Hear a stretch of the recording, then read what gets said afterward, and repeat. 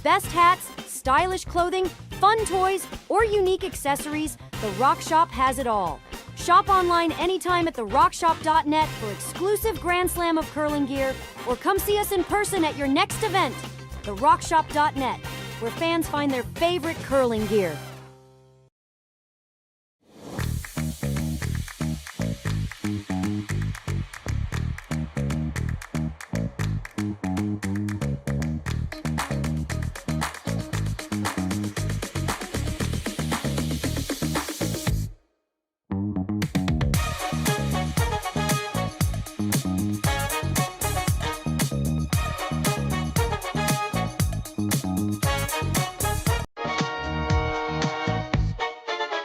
Hey Ben, what's the Aztec Safety online e-learning website again?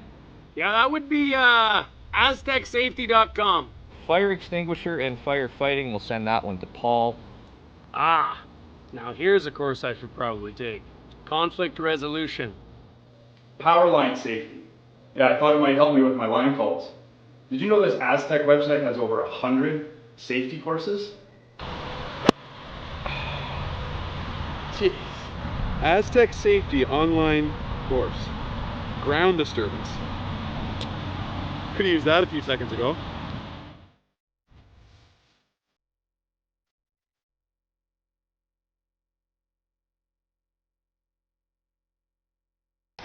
The 2025-2026 Grand Slam of Curling schedule is out, with big events happening all over Canada, like the Masters heading to London in September, the Tour Challenge from Nisku this October, the Canadian Open from Saskatchewan in December, and the Players' Championship from Steinbeck coming in January. Early bird weekend and full event passes on sale now at gsoctickets.com. Let's rock!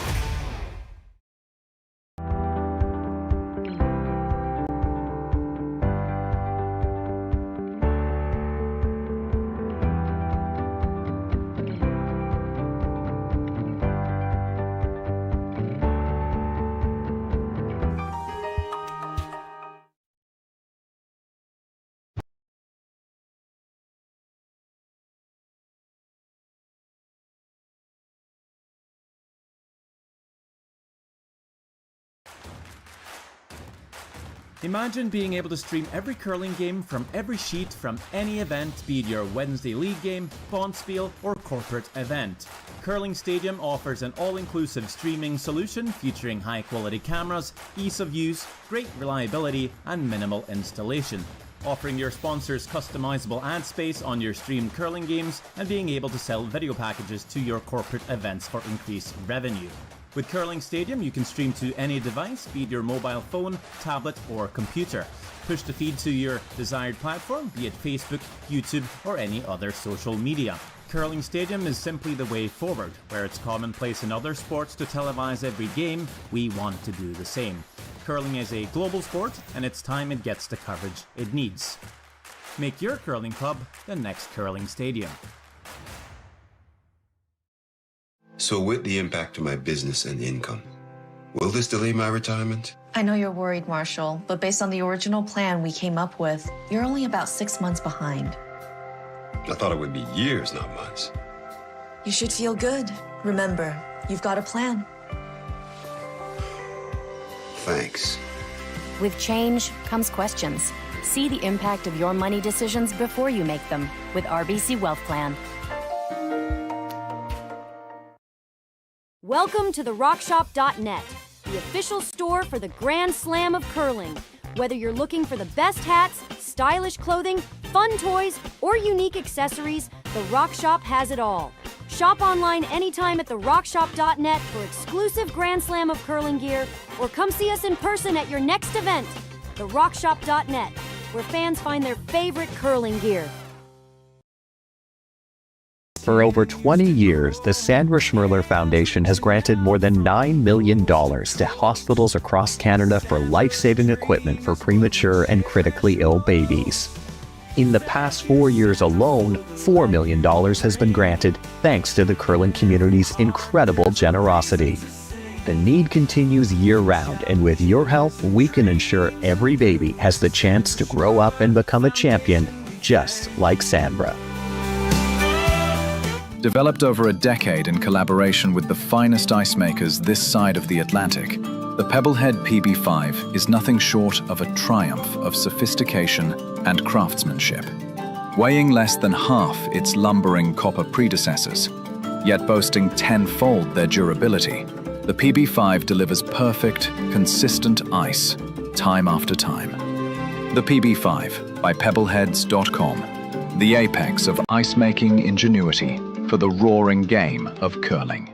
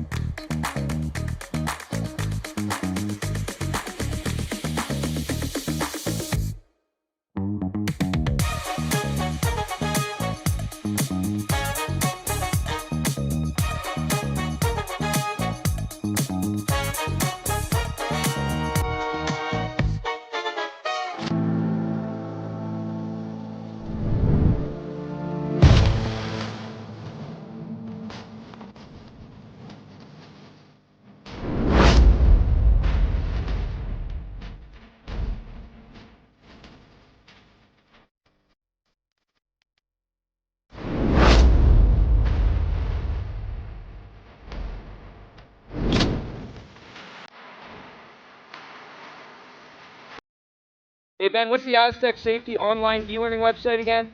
Yeah, that would be aztecsafety.com. Fire extinguisher and firefighting, we'll send that one to Paul. Ah, now here's a course I should probably take. Conflict resolution. Power line safety. Yeah, I thought it might help me with my line calls.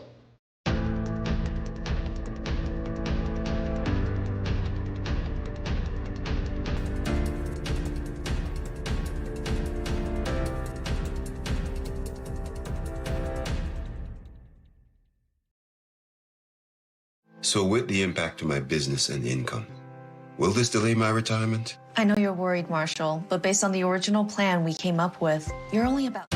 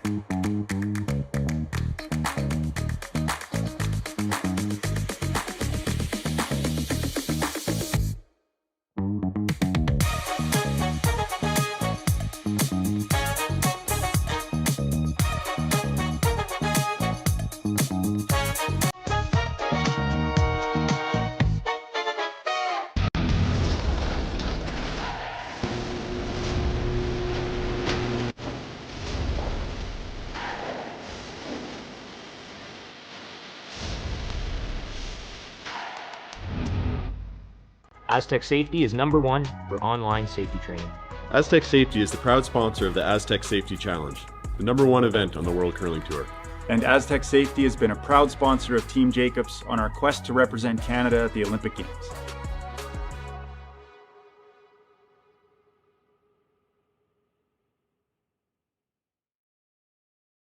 A very pleasant good day, curling fans, and welcome to the Swift Current Curling Club.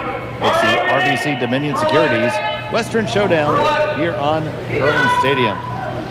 This matchup between Kayla MacMillan and Ikue Kitazawa from Japan. My name's Dave Schmellen, joined by Sean Joyce. Matt Hone is the producer. Kaylee and Jerry are on the cameras. Good evening, Sean. Good evening. We've got a game earlier on. I think it's the lineup. We're going to try to catch that a little bit. It makes it tougher.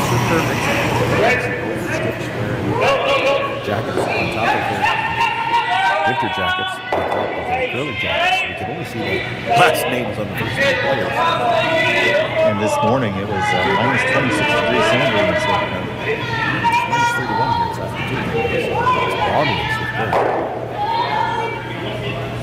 So you're sitting there with your shorts on? I have got sweatpants on. I'm going to call it indoors. It's a bold choice. There's a lot of fleece.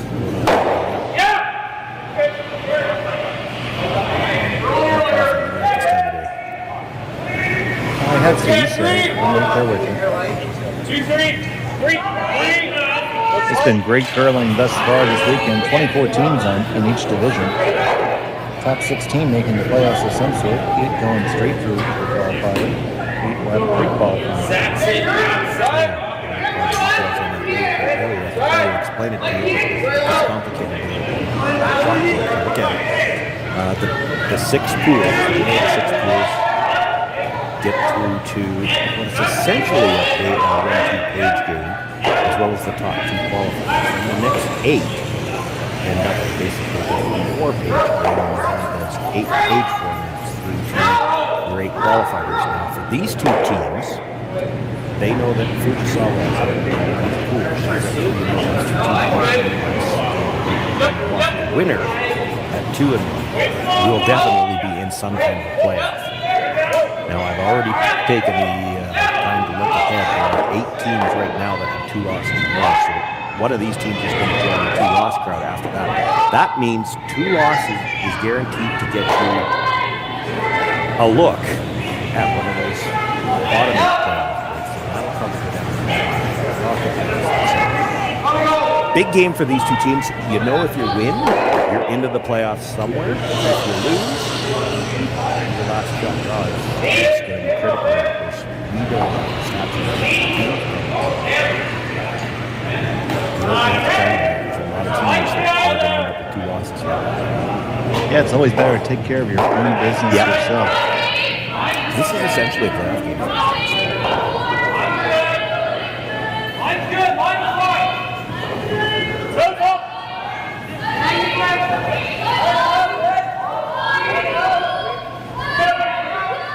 This one's going to wreck on that top guard and kick out just a little bit. Just a little light. I think if she'd have had the weight, she'd have been okay.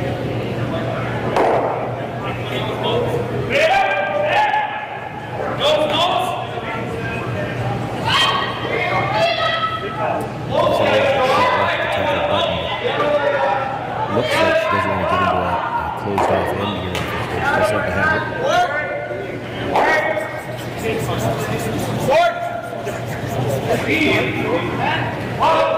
Throwing the yellow rocks is the team from Nagano.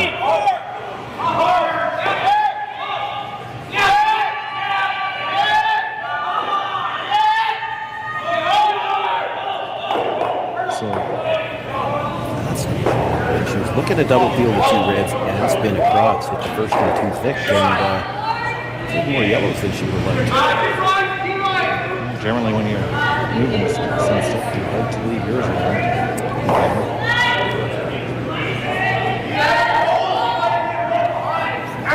So, Sean, how far is that current from Saskatchewan?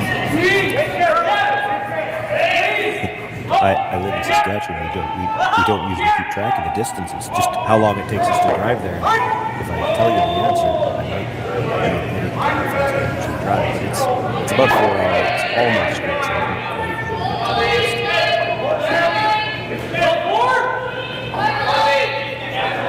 So far enough that we can see different temperatures this time of year.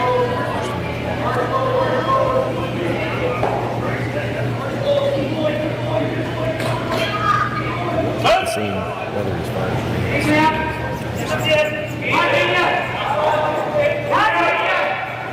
chipped coming by and left just a big enough port to get to the start of the back.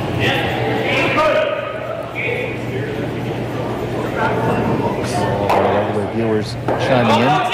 Thank you so much for watching.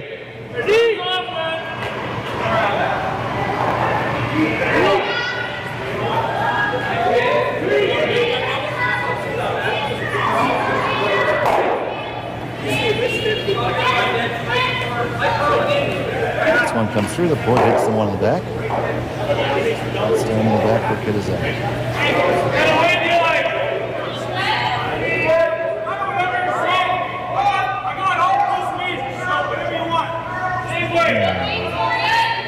Going to keep it simple, at least for now.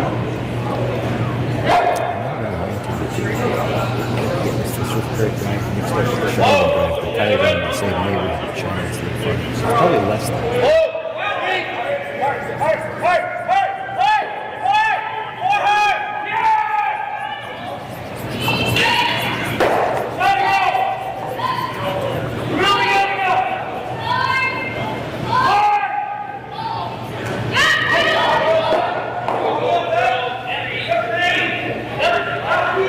Get that hit and roll over. It's probably very chaseable. Well, it is, but if you want to do that, yeah, when you got to negotiate a port, it becomes a precise chase.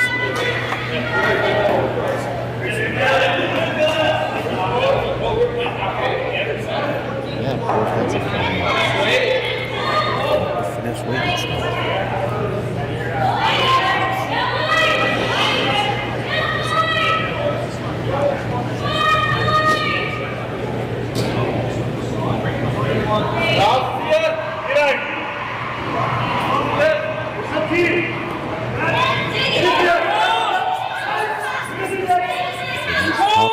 But they jumped the sweep right away. She looked at the stopwatch and immediately put her brush down. So I think this is very light.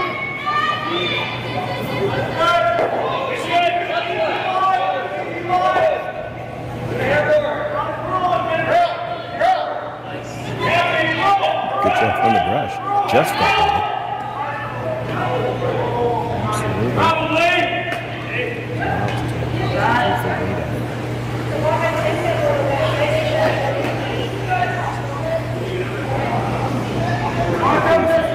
Prefer to roll behind the other guard just to change the shot.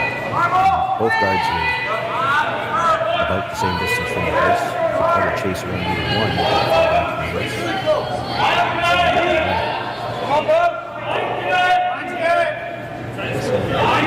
Caught the edge of the canyon and crashed into the stone.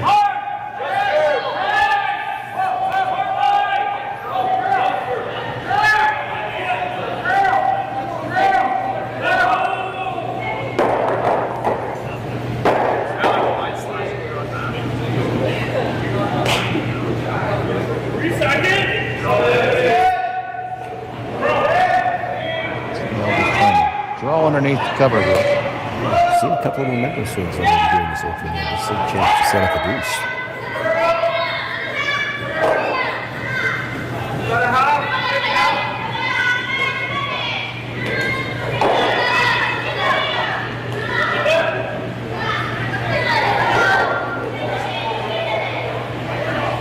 Now they need to finish it off. They're going to get all the way under. That last little spin, I was wondering about that. All that rotation is trying to see that every once in a while as the rock is just coming to rest and take a bit of a spin. It's still borderline too deep. It's what I mean. It's take it on in the first end. You come down to that, just sit in front of it. You're forcing a very small area. But if you don't sit right in front, you could be in the clean.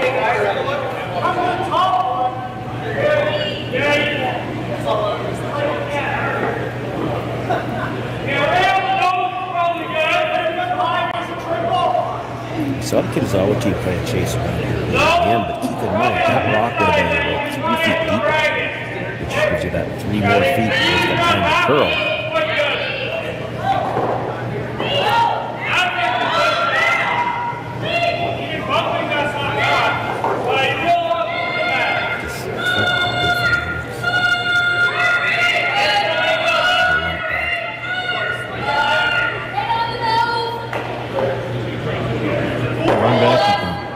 Both do it right. Look at stuff that just stays uncovered. It's not either.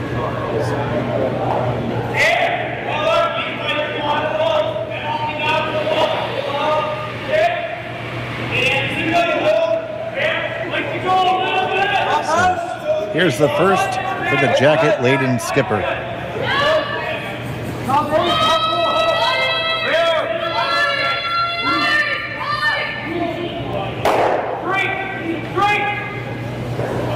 Just gets the peel off the top.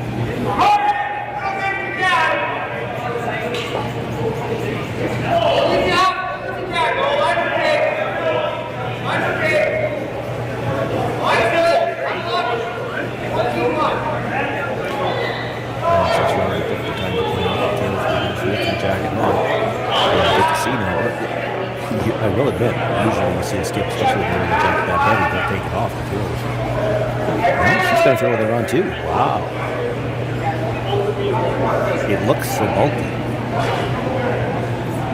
Yeah, it's definitely one of those poofy coats. Doesn't have the largest frame in the world. Yeah, I'm not doing that myself for the top delivery. That's just way too much. Way too much material.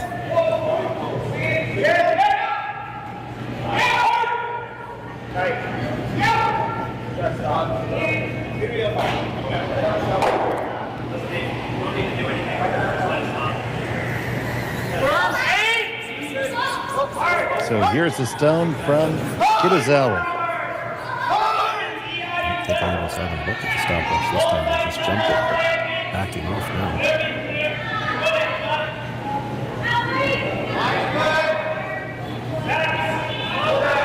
I want to get it close to even with the higher of the two. It's pretty good. Yeah. Actually, you could almost argue that might be too high, but she's going to take a run at the other double anyway. She makes this double, she's probably rolling too far, and it'll be a draw for two. You could try the double off the stone that she just threw. Try to come straight across into this one in the forefoot, and then you kind of stay in front of the one, the back eight. But if you don't get the second one out, you're giving up three.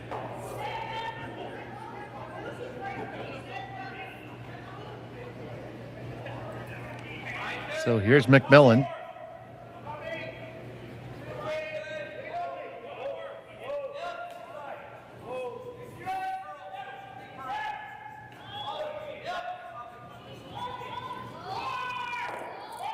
It's to be about 3/4 on the high side. On the one, makes both of them and gets out of trouble. It'll be a draw for two for Kitazawa.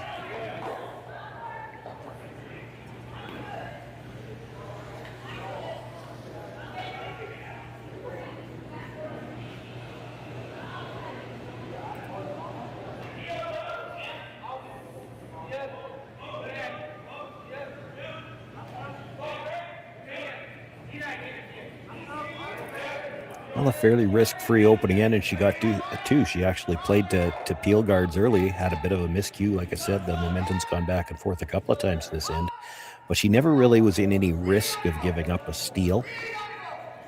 The middle was always going to be open, and it just took one little mistake. They crashed trying to come through the port, and she was able to set this deuce up. So final stone in the first end. Kitazawa just needs to touch the rings. Just a nice little clean. They're going to walk it in.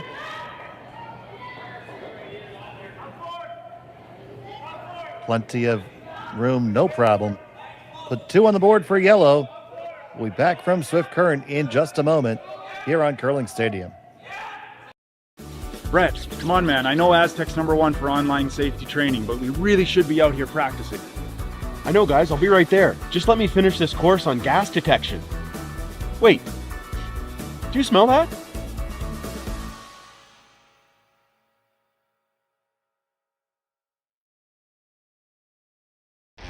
The 2025-2026 Grand Slam of Curling schedule is out, with big events happening all over Canada, like the Masters heading to London in September, the Tour Challenge from Nisku this October, the Canadian Open from Saskatchewan in December, and the Players' Championship from Steinbeck coming in January.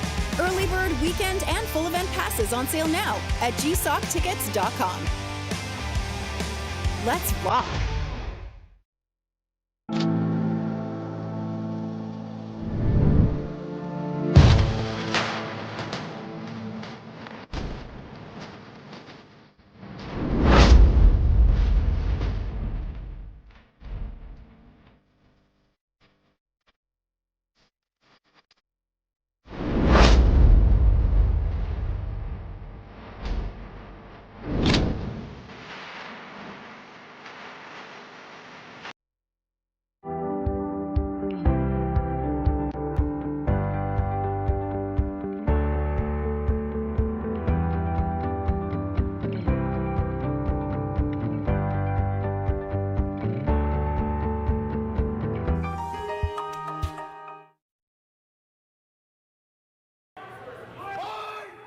Welcome back to Swift Current.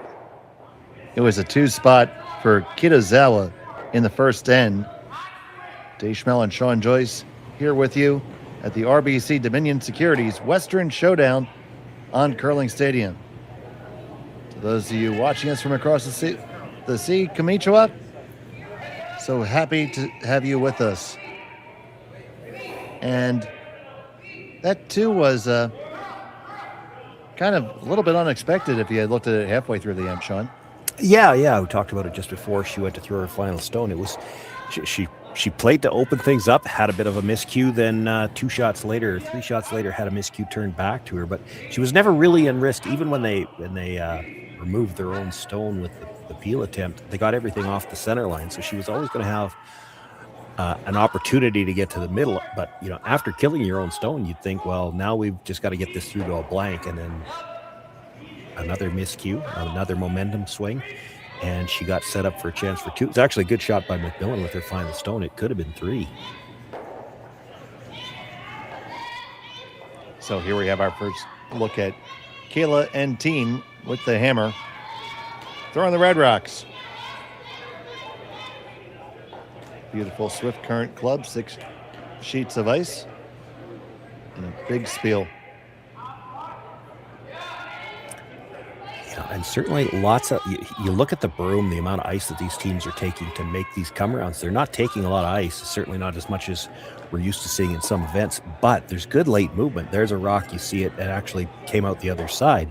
So as much as they may not be getting a ton of curl overall, what movement is there? It's late, so they can still make all the shots.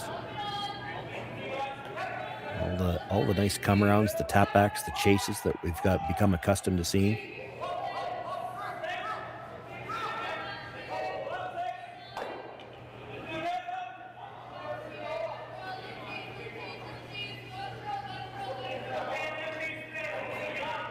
Even that one, a ton of room by the guard, gets that last little bit of spin, and she's a quarter of a rock in front of that Yellowstone. I think it was yesterday. It was either Fujisawa or Kitazawa. My memory is not up on that, but made about a 18-foot soft weight tap on an angle. It was just absolute thing of beauty.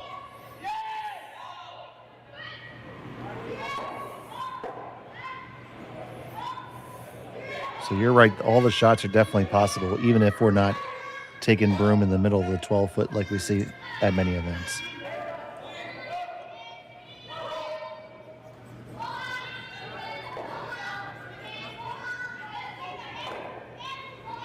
So there's a good example. It's just going to come past the guard by about 2.5 inches.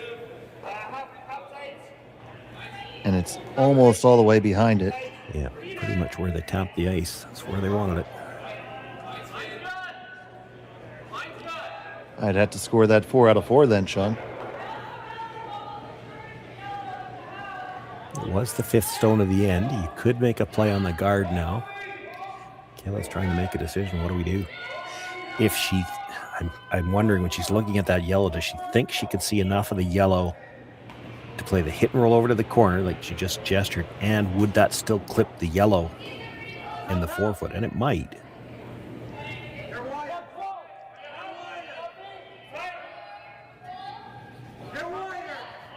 Telling her the either or, you play this with quiet weight. If we get the yellow in the house, that's great. If we happen to rub the guard and the shooter ends up in the rings, that's good too. Yeah, MacMillan trying to get something going here with a 2-stone lead.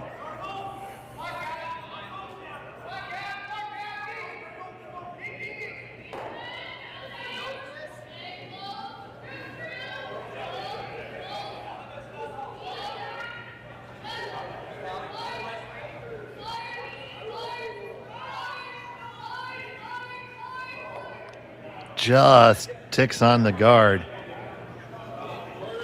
Yeah, they were hoping if they ticked the guard, they'd hold the shooter in the rings. And unless it takes a big spin back, well, there it did. Oh, it might. It might. It doesn't look like it from the overhead, but again, that far out in the 12-foot. It's close. Well, we'll see if that comes into play later. You mean as a biter or somebody tripping over it? Well, it could be both. Either way, yeah. It's definitely in play for a jam. Like if you ever got to come around that corner guard, any kind of a chase would have to get by that stone. Still, rocks in the middle would have to be dealt with before that's an issue.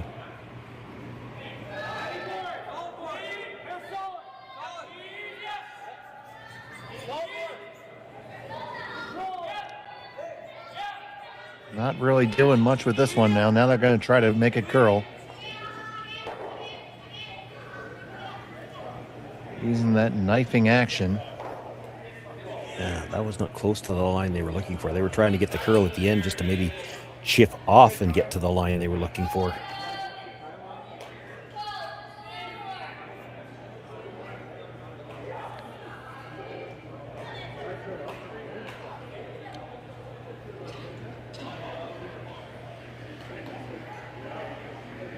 Well, now without the guard there, I think she's definitely looking at the double on the yellows and try to roll behind cover.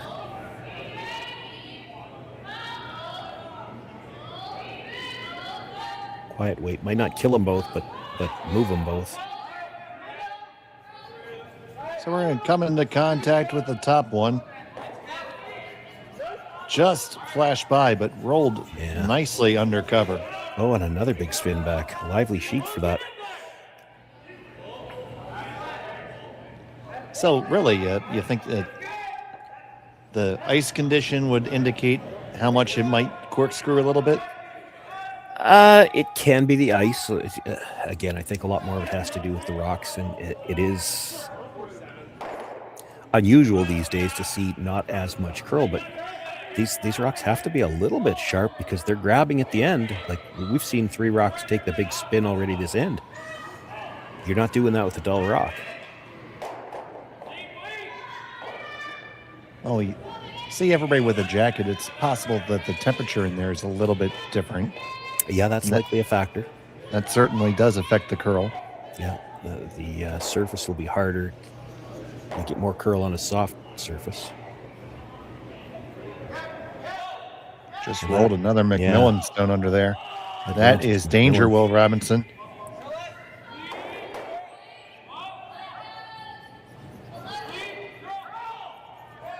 So you hit and lay another one over there. Yeah, you kind of have to. It's hard to roll back to the middle without risking a jam on it. And the danger here is you over-roll, and you'll kind of force Kitazawa. She'll kind of have to play the draw, freeze in front of it. And if she makes it, she's taking your whole end away. So critical here to stay, you got to be 3/4 underneath probably, but you don't want to give her a path to freeze to the back one either. Don't know if she's going to get enough roll here. It's going to roll not even a sliver.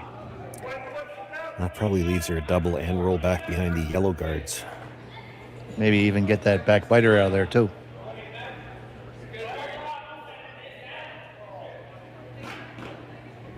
Potential backbiter. Mm-hmm. Definite tripping hazard. Well, it's also, if it's not in now and you jam this just right, it could be in a second.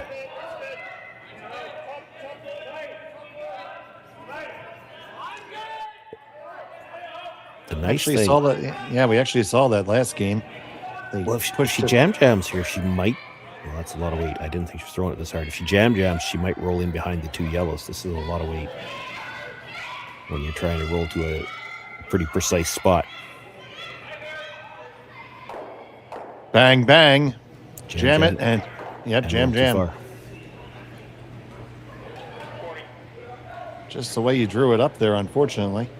Yeah, well, but that's why I'm surprised she was throwing that much weight. Like if with the weight that I thought she'd be throwing, if you make that jam, you're probably dead in behind the yellows.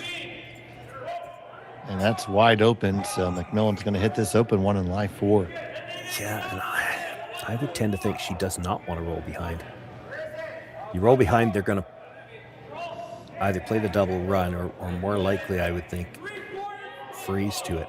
Now, I mean, things can go disastrous playing freezes when you're against 4, but Kitazawa was kind of at that point in the end where you're in trouble if you don't make a freeze. This one's going to roll too far.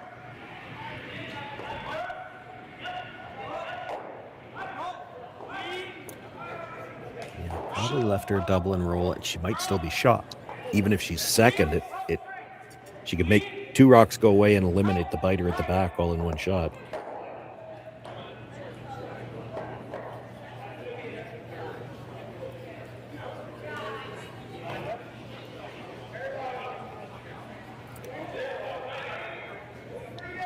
That would definitely be what I'd be inclined to call. Try to get out of jail here.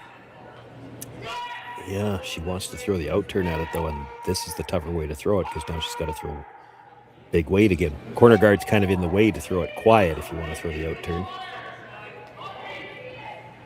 And same problem here. Now you're trying to make a pretty precise roll with a lot of weight.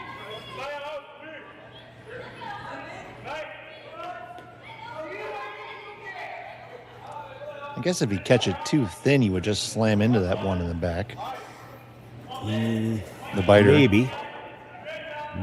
I think if your shooter's going into that one at the biter, you're awfully close to jamming the first one.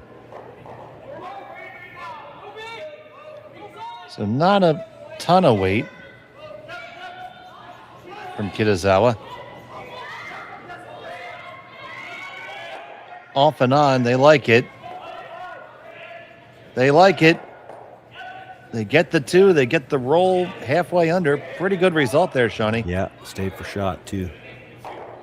Stayed for shot, and it's got jam written all over it. Well, I don't think she's going to try to play it with a lot of weight. Like, you don't even have to get it out. You only have to move it about 6 inches to sit 2. 3 is not you can't see enough of that to pass it by the red at the back. So that rock is gone, essentially. R.I.P. That was the best she could do with that shot. Absolute best. Fantastic shot.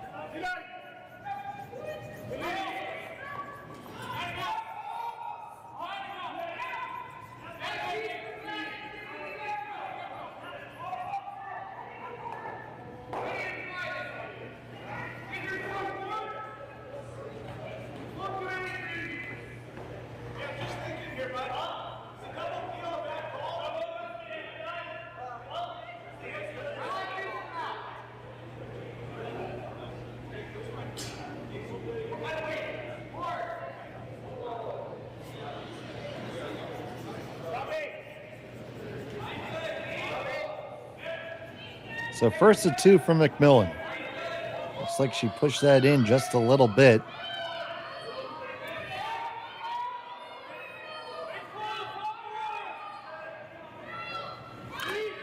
A lot of them coming by. Is it gonna get there? Yep, jam right on. Lose the shooter. I mean, she's still in decent shape to score 2, which was all she was going to ever have a shot at. But there is the chance now for Kitazawa to try to bury one behind those 2 yellows. You might actually be able to pull out a steal here. I mean, there's 2 of them. They're a little bit wider than a single guard. If you can split the difference between them, it's going to be real hard to chase. Would he ever chase around the outside and kill the stone that was just thrown? No. Okay. No.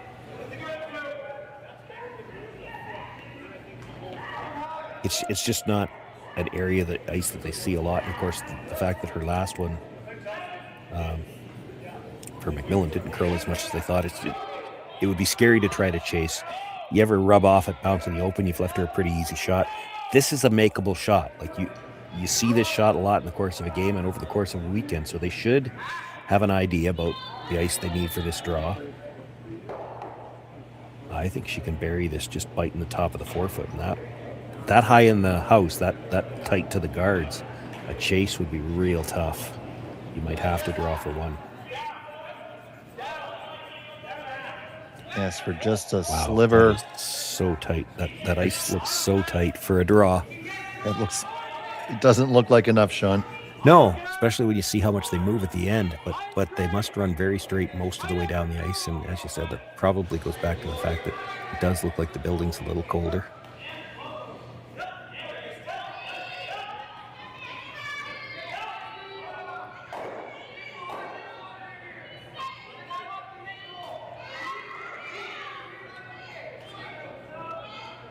sure enough, it's going to get past the guards. Well, they were afraid to sweep it because it's heavy. Like, is this going to stop in time?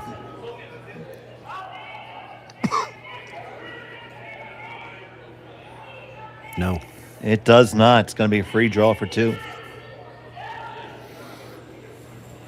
Well, as free as things get at this level. Yeah, I don't think they were positive it was getting by, but I think they were pretty positive it wasn't stopping early. Kayla seems to think it's close enough. She's got to make a play on it. Could be well, from the way we're looking at it, they're looking at it a lot. You'd probably have, I mean, if you've looked that many times at it now, you're probably conceding that we'd have to measure it if we left it sitting there.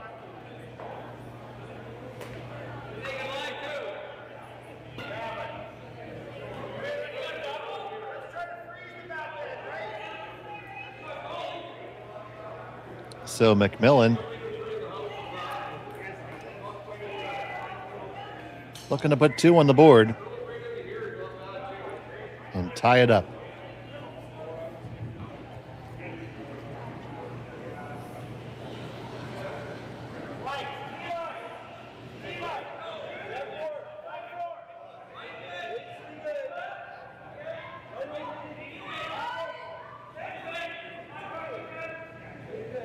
Reluctantly takes off the glove.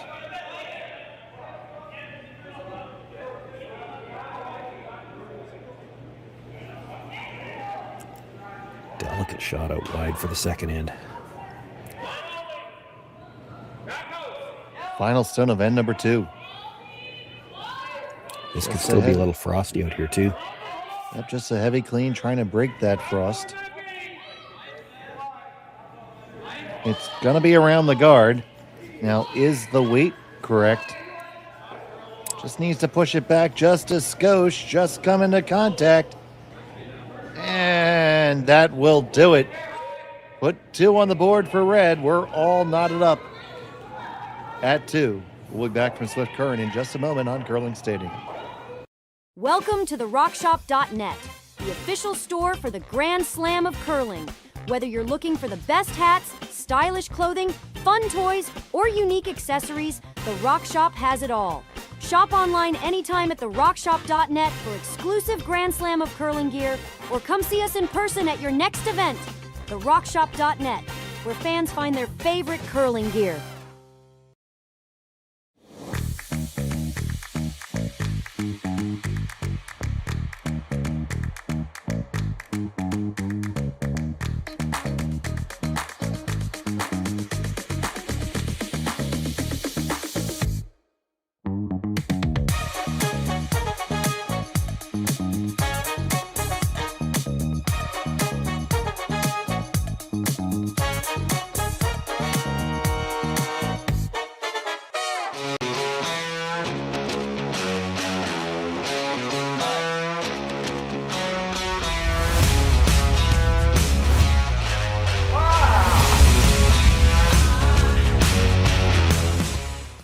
Developed over a decade in collaboration with the finest ice makers this side of the Atlantic, the Pebblehead PB5 is nothing short of a triumph of sophistication and craftsmanship. Weighing less than half its lumbering copper predecessors, yet boasting tenfold their durability, the PB5 delivers perfect, consistent ice, time after time. The PB5 by Pebbleheads.com, the apex of ice-making ingenuity for the roaring game of way through. And welcome back to Swift Current. I'm Dave Schmel, he's Sean Joyce. We got Matt Hone, Kaylee and Jerry working with us to make all this magic happen. It's all tied up. After MacMillan got that deuce in the second, Sean. Yeah, nice shot for her final stone. They looked back and forth at those two. Might not have needed to move that even, but they decided it was too close to just try the draw and go to the measurement. So, whoa, man down on the next sheet. So they decided to touch it back, and great weight control. She just threw heavy draw, and they swept it for the last little bit to get the touch. That is, the key to a shot like that. When you're not even sure that you necessarily need to hit it, make sure you you make your shot. Your shooter's got to count one, and then you sweep it to get that little bit of a tap to make sure you get the second point. And it's the way to throw it, but we don't always. Yeah, looking at the delay in that broadcast, it just looks like he tripped over the hog line. It wasn't a gentle fall, that's for sure. No, it did not look graceful. That's one where you jump up quick, say, yeah, I'm fine, and you wait till everybody's not looking, and then you try and go, this time. Oh! How bad am I hurt? Yeah.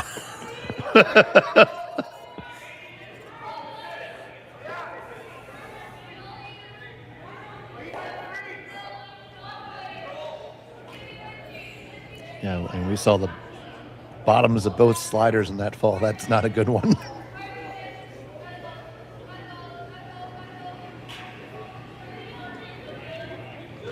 And it draws in and gets that last little corkscrew again.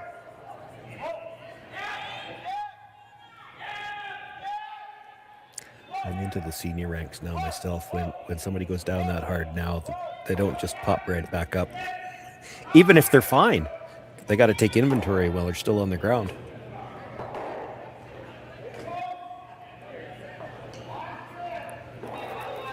We've had no shortage of rocks in play here in this game.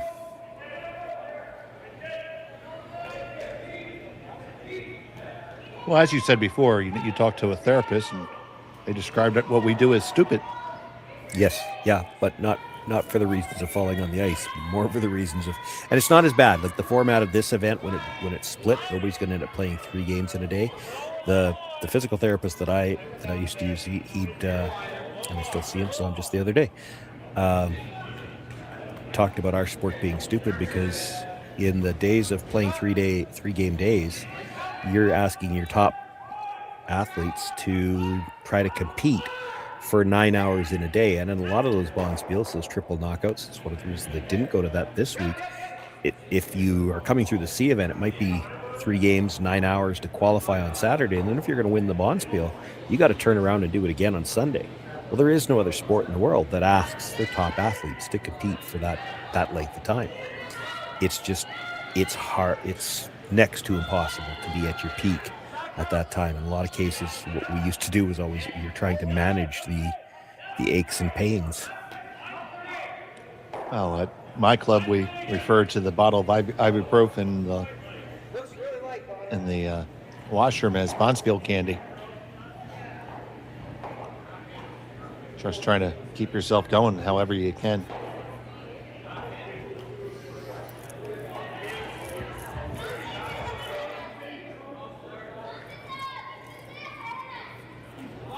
We saw this in the first end from Kitazawa as well. She doesn't like the cluster of rocks in the middle, so she's going to try to clean that up.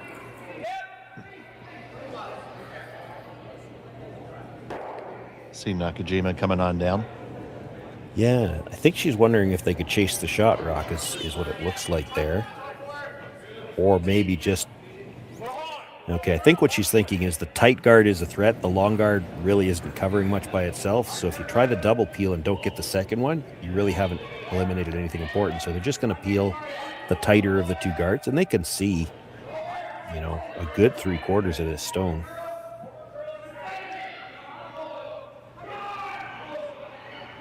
It's not a bad thought process at all.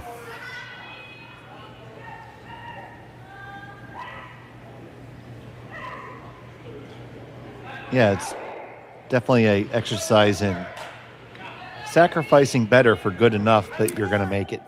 Yeah, well, and I mean, here's the thing. If it's not like even in a different spot in an end where you might be able to try and line the guards up. They can't line the guards up. If they do that, they're not protecting what's in the house. So that long guard isn't really a factor. And when there was so much distance between them, I mean, how many times have we seen you go after that long double peel and you don't catch the second rock? Well, the second rock in this particular case was the only one that was really causing a problem.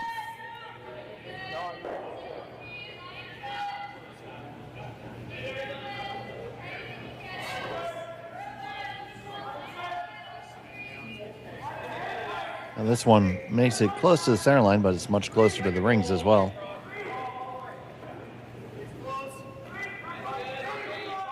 Now she wants to take it on.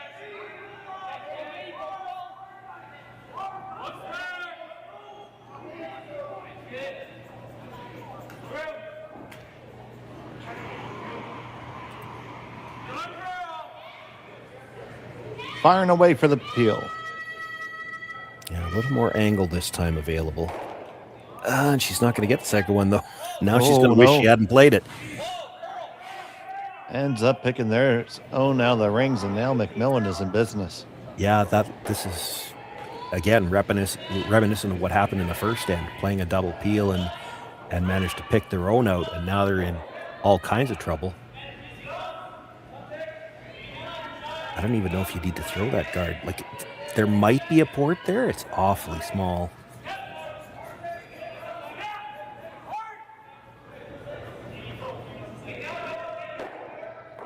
How about this? I'll give you 10 chances to throw at it.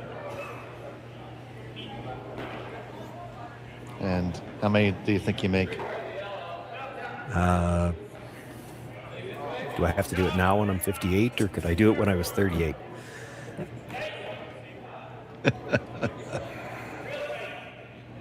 And if you have that kind of power, why are we calling curling games?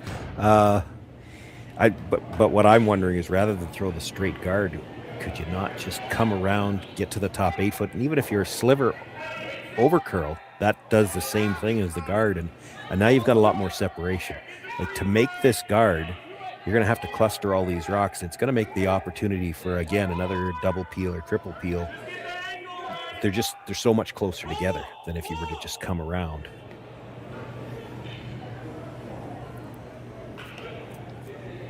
Gotta think it would be tempting just to peel the tight one again. That long one is almost no good by itself.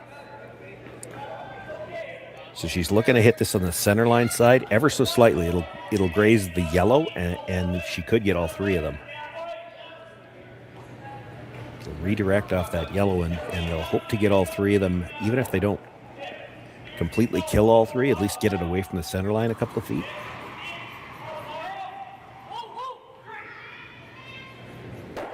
She wants to hit this a lot really thick if she could. It's very thin. Now they're coming around.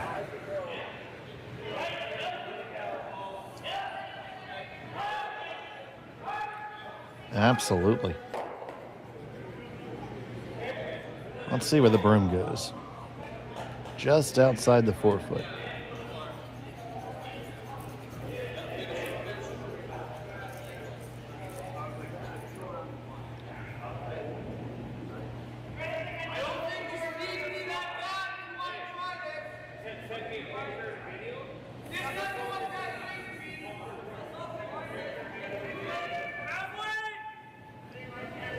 So Brittany Tran.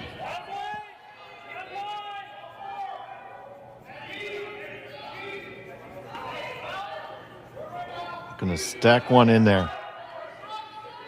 It's another one of these stones with that very pronounced rotation, and we'll see whether this one, as it comes to rest, you might see it take another big spin in behind too. So here it comes, and didn't spin a whole lot there. A little, not as much as some of the ones we've seen. Just try to run back the whole kit and caboodle now, buddy? Yeah, it's all you got. You're in some trouble now.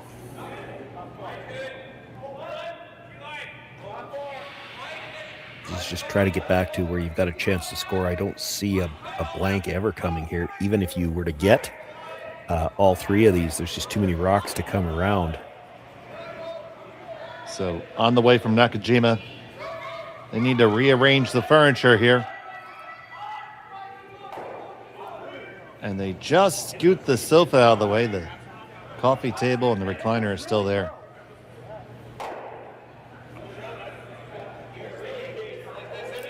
Probably rolled the shooter. I mean, and a lot of surfaces that we play on that shooter would still look like it's in the way for a draw, but on this surface, it's probably just far enough. Now, you know, she's still got some work to do to get to where a draw even does her any good, but like, there's not much on the other side. I don't see. Those 2 guards are long, but they're so far off the center line. I just don't see there ever being a draw on the intern side. Yeah, right now, you know, the only way to score is that extremely long angle raise.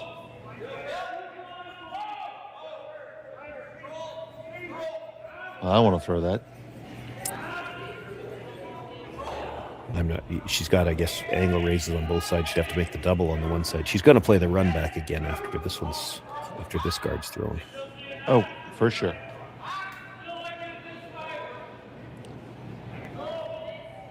First to 2 for MacMillan.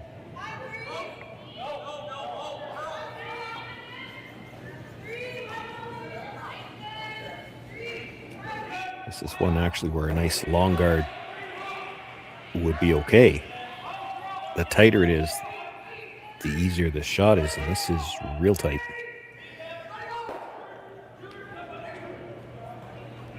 So you see Suzuki back there in the house serving as vice skip.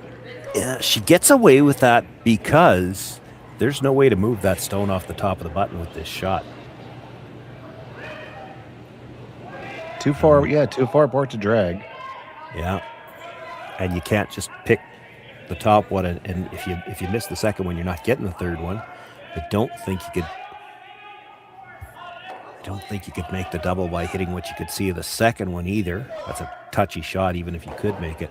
The problem if you don't kill the one off the top of the button right now is that you might not have a shot to score or to blank. They're hoping they can get the shooter into the rings. That at least forces MacMillan to make a choice. It's tough though. She's hit. I mean, that rock is more than half out of the 12-foot. So you're throwing a double. You have to hit it fairly thick to make the double, and you're trying to roll the bite. It's going to have to roll probably 9 inches forward. Gonna need some of that spin. Yeah. Spin could help.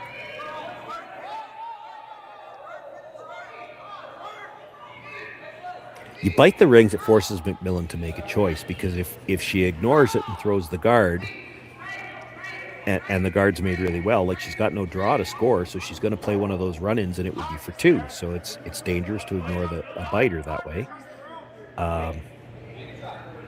You could bring a second one into the rings, bury it around those 2 guards, make sure you're sitting 2, but then it leaves her a fairly routine shot for 1.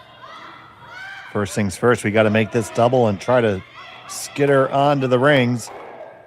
Gets it. Will it spin on? Will it spin? Will it spin? Will it spin? Yes, it will. Yeah, forces the decision anyway.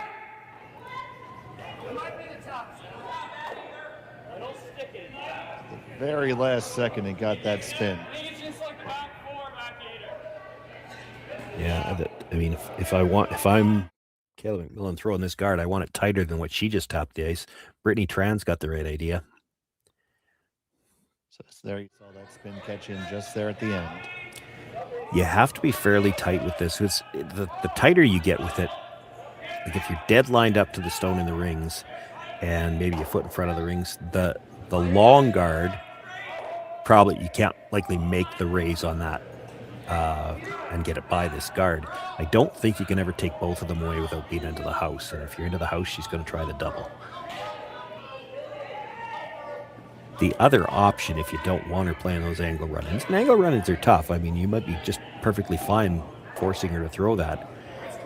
You could come around the 2 guards, come into the top of the 8-foot, and just let her have the open hit on the shot stone for 1.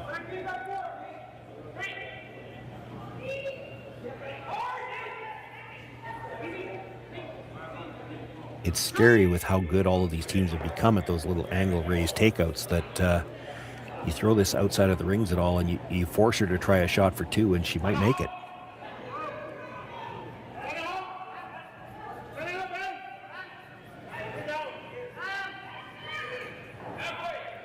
So here's MacMillan looking to put up a nice, pretty guard.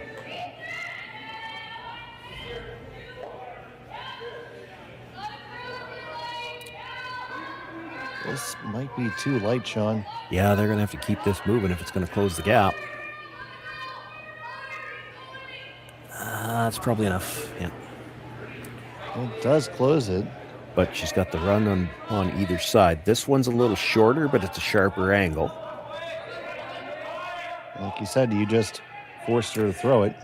Yeah, she can't score any other way, so she was always going to play one of these. And that's the frightening part of it, is You just forced her to play a shot for 2. Well, what if she makes it? These get made with far more frequency than they did in my day. Let's put it that way.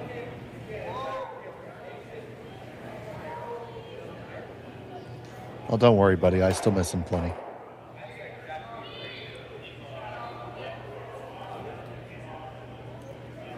Well, the equipment these days is just so good, and the teams have learned to do so much with the sweeping that there's always a shot. There's always a chance to make a shot like this. It's oh, absolutely. It's not the wing and a prayer that it used to be. Yeah, this is years going back with when folks were still curling with a cigarette hanging down their mouth. This would have been a highlight reel for the ages. Yeah, now honestly, most teams and probably the Kitazawa team even, they expect to make contact. The question will be whether or not they can stick it. So final stone of the third end, Kitazawa looking for an angle raise to make a deuce.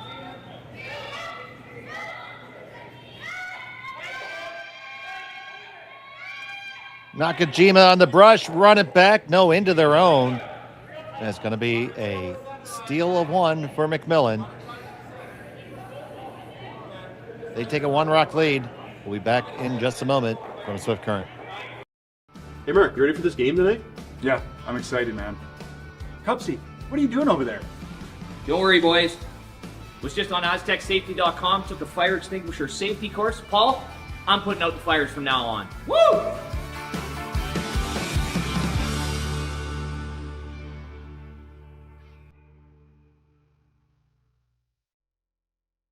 So with the impact to my business and income, will this delay my retirement? I know you're worried, Marshall, but based on the original plan we came up with, you're only about 6 months behind. I thought it would be years, not months. You should feel good. Remember, you've got a plan. Thanks. With change comes questions. See the impact of your money decisions before you make them with RBC Wealth Plan. Welcome to the RockShop.net, the official store for the Grand Slam of curling. Whether you're looking for the best hats, stylish clothing, fun toys, or unique accessories, the Rock Shop has it all. Shop online anytime at the RockShop.net for exclusive Grand Slam of curling gear, or come see us in person at your next event. The RockShop.net, where fans find their favorite curling gear.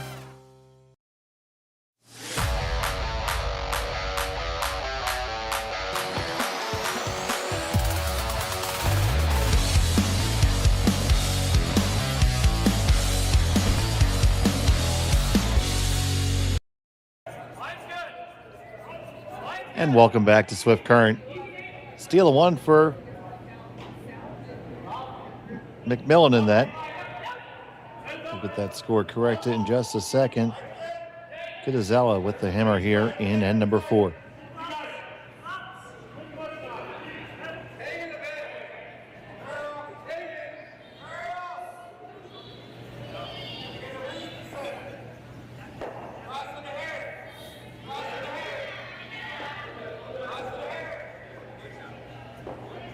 So not as close on that shot as they would have liked there in the end.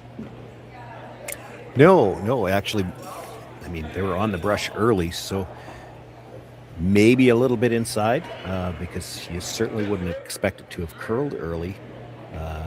Needed to hit it just a little bit thinner.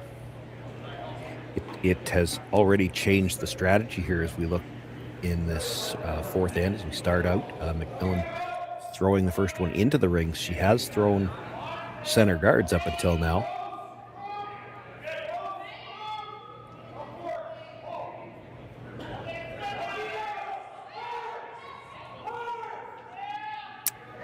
This was supposed to be a center guard. You could just stack on in instead.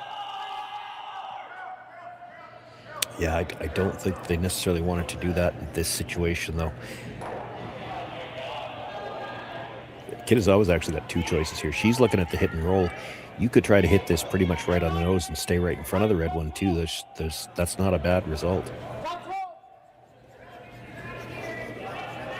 The difference from the first and third, when Millen had to throw first, but she threw guards and forced Kitazawa to come around. Kitazawa, I guess she could have opted to throw the corner guard and played for the box, but she opted to come around and never really got a chance to set up a corner guard. So here she's had a chance early to set up the corner guard, and then when they missed this second guard, now she's already hitting rocks and trying to use that corner. And they do get half under it, but very chaseable.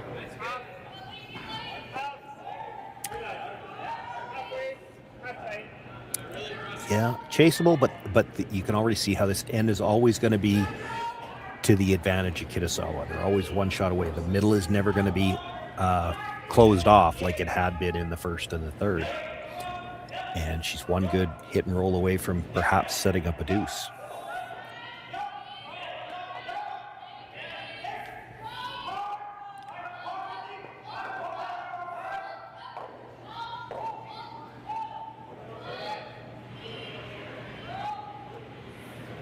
And they make it.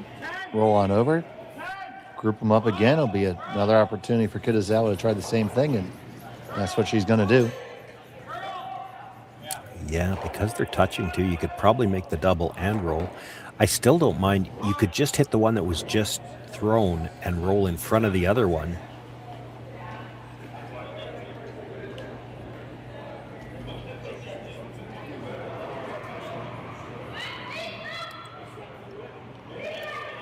So on the way from Suzuki.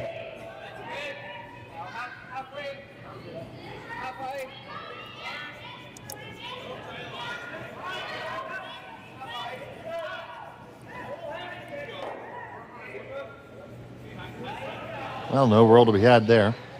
No, well, and they swept at the end for curl too. I think they could have just... Actually, they were sweeping early for curl. They actually tried at the end to straighten it out and maybe roll in front, but maybe made that decision just a little too late.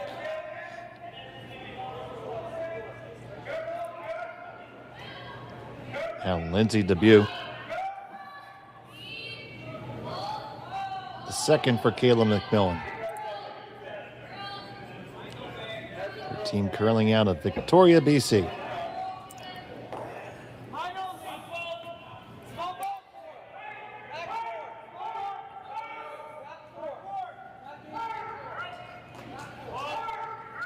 Kitazawa is going to stay on mission here.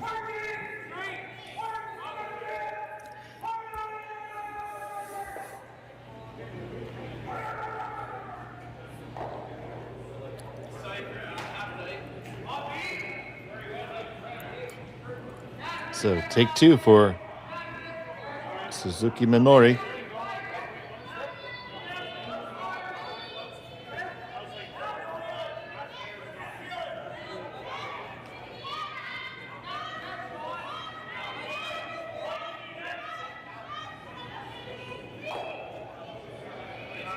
Get this one to roll a little bit further. Nope, only just an edge. And we continue the dance. New verse. Yeah, I thought she might play the double there.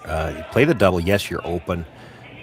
Kayla's going to hit it again, and now you play the long roll across, because at least after you make the double, you've got the blank alive. Now she's separated those rocks to the point where it might be tough to get back to a blank. So you're either getting your two or you're getting forced.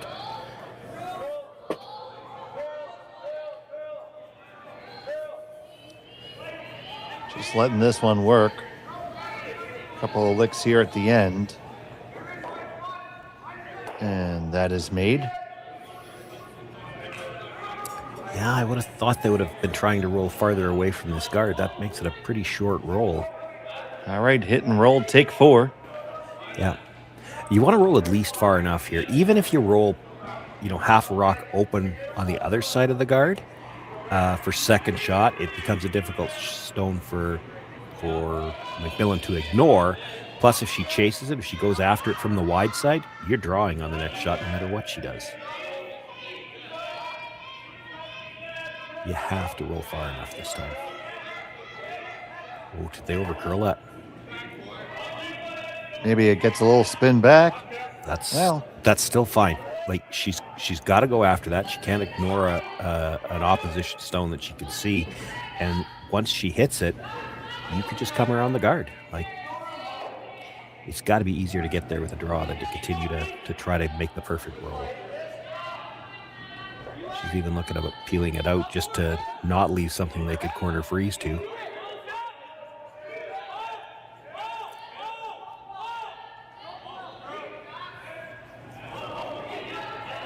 I do think you want to stay in the rings. Maybe you don't want to sit right there.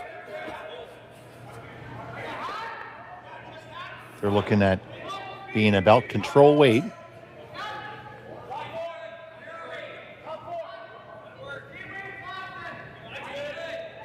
On the way from Tran. They pick it up right out of her hand.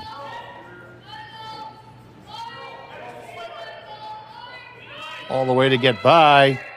Oh, you just did. But it does leave that corner freeze. Or draw under even.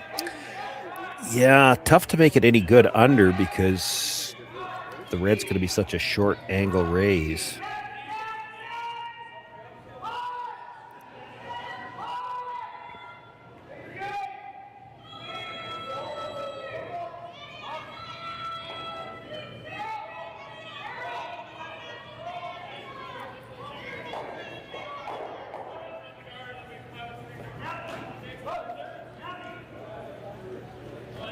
So just the draw.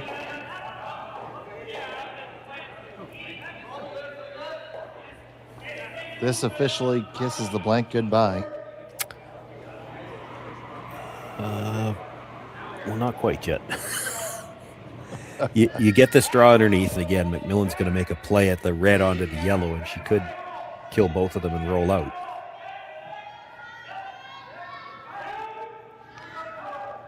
You're letting facts get in the way of a good story, Sean. This needs to settle down. Settle down, settle down. It did not. That's a big miss. Yeah.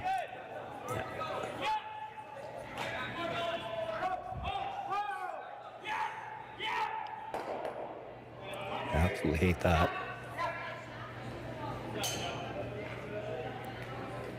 There she's rolling that direction. I think her first shot idea was still the best. It's none of it's great because here's the thing. You know now that she's forced. So wherever you put this, Kitazawa is going to have to try to use it, but I don't think you want to let her try to roll behind the corner guard. Put this in the back of the forefoot, make her throw the perfect freeze. That's never easy, especially with such lively rocks. I think you give her that opportunity and just hope she doesn't make a freeze so good that you can't blast it out. You don't want to leave her the chance to just hit and roll in behind the cover.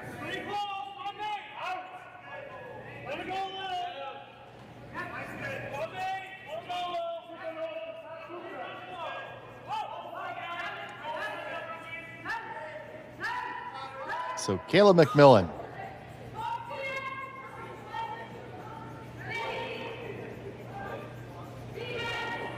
Trying to keep the force in order.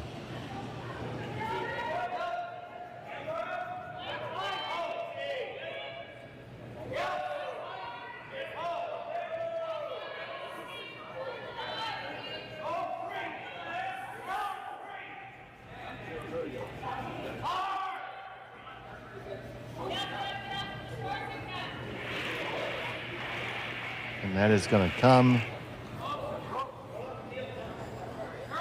right to the tee line. Yeah, arguably too high. And now I'm surprised she's looking at the double now. Yeah, what does that really even do for you? Not much. This is what I thought she'd be looking at. Play the hit and roll. If you get in behind the cover, you're probably not shot rock, but you're second. You might be able to. Boy, it's so hard to tell whether you could be shot rock or not, because as you roll across, you're going to get deeper in the house. She might be able to get enough of the 8 foot behind cover to still be shot, actually. Or throw it about a 2-5 and go all the way around the horn and kill them all. Yeah, I don't think that's... I'll be surprised if she looks at that. I'm just looking... If she could roll right to split the tee lines, she could be in behind cover and be shot rock. Now, she maybe can't quite dead split it. I guess it depends on the weight. I guess you could throw it really hard and make sure you dead split the center line, but then it's hard to pinpoint the roll. Yeah, I think she could stay high. The more I look at it, the more I think she might be able to stay high enough to be dead buried and shot.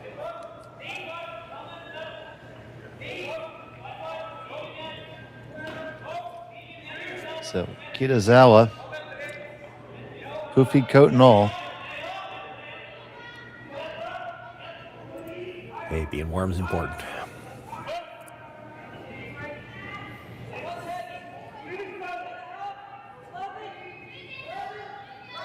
Senta on the way.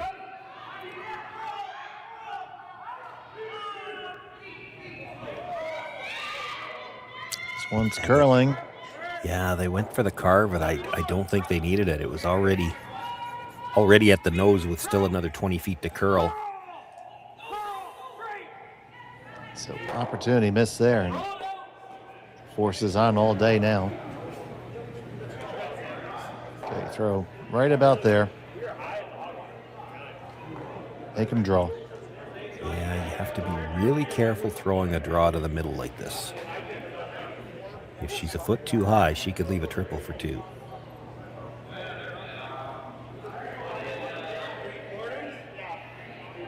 You stop this in the 12-foot instead of the 8-foot. Now, whether or not she'll take it on, that's a whole other question, but you stop this in the 12-foot, it's close. Put this in the 12-foot splitting the tee line. The angles are just about right. Did you remember to put a telestrator on your Christmas list? It's on my Christmas list, yep.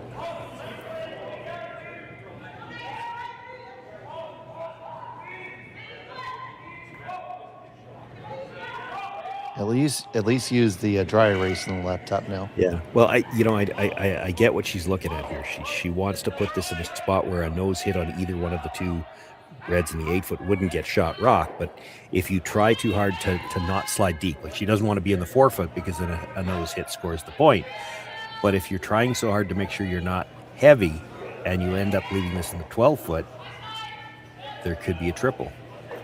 Kind of like this. I think they're going to drag it far enough.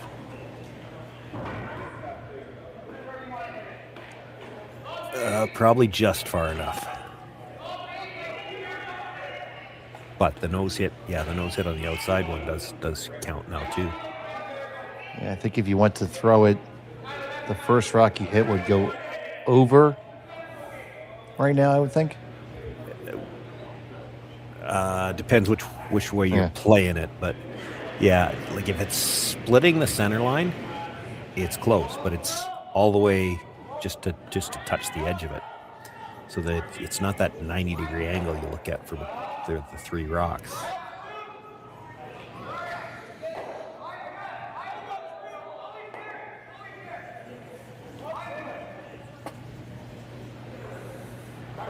Really probably more just light than anything too. If she has a foot more weight so that they don't necessarily have to sweep it quite as early and they get it fully into the 8-foot, it probably curls a little bit more, and then a nose hit probably doesn't get shot rock.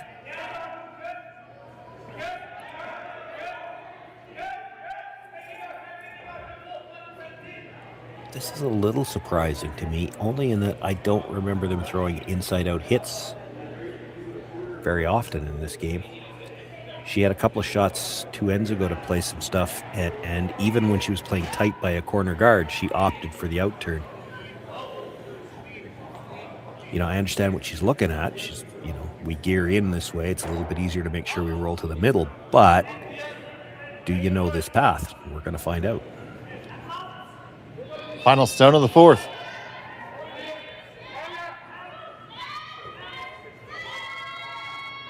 On this one, pretty much out of her hand, coast to coast. Can they hang on to it? Yes, they can. It's a single point for Kitazawa. Halfway through, we're all tied up at 3. Back from Swift Current on Curling Stadium.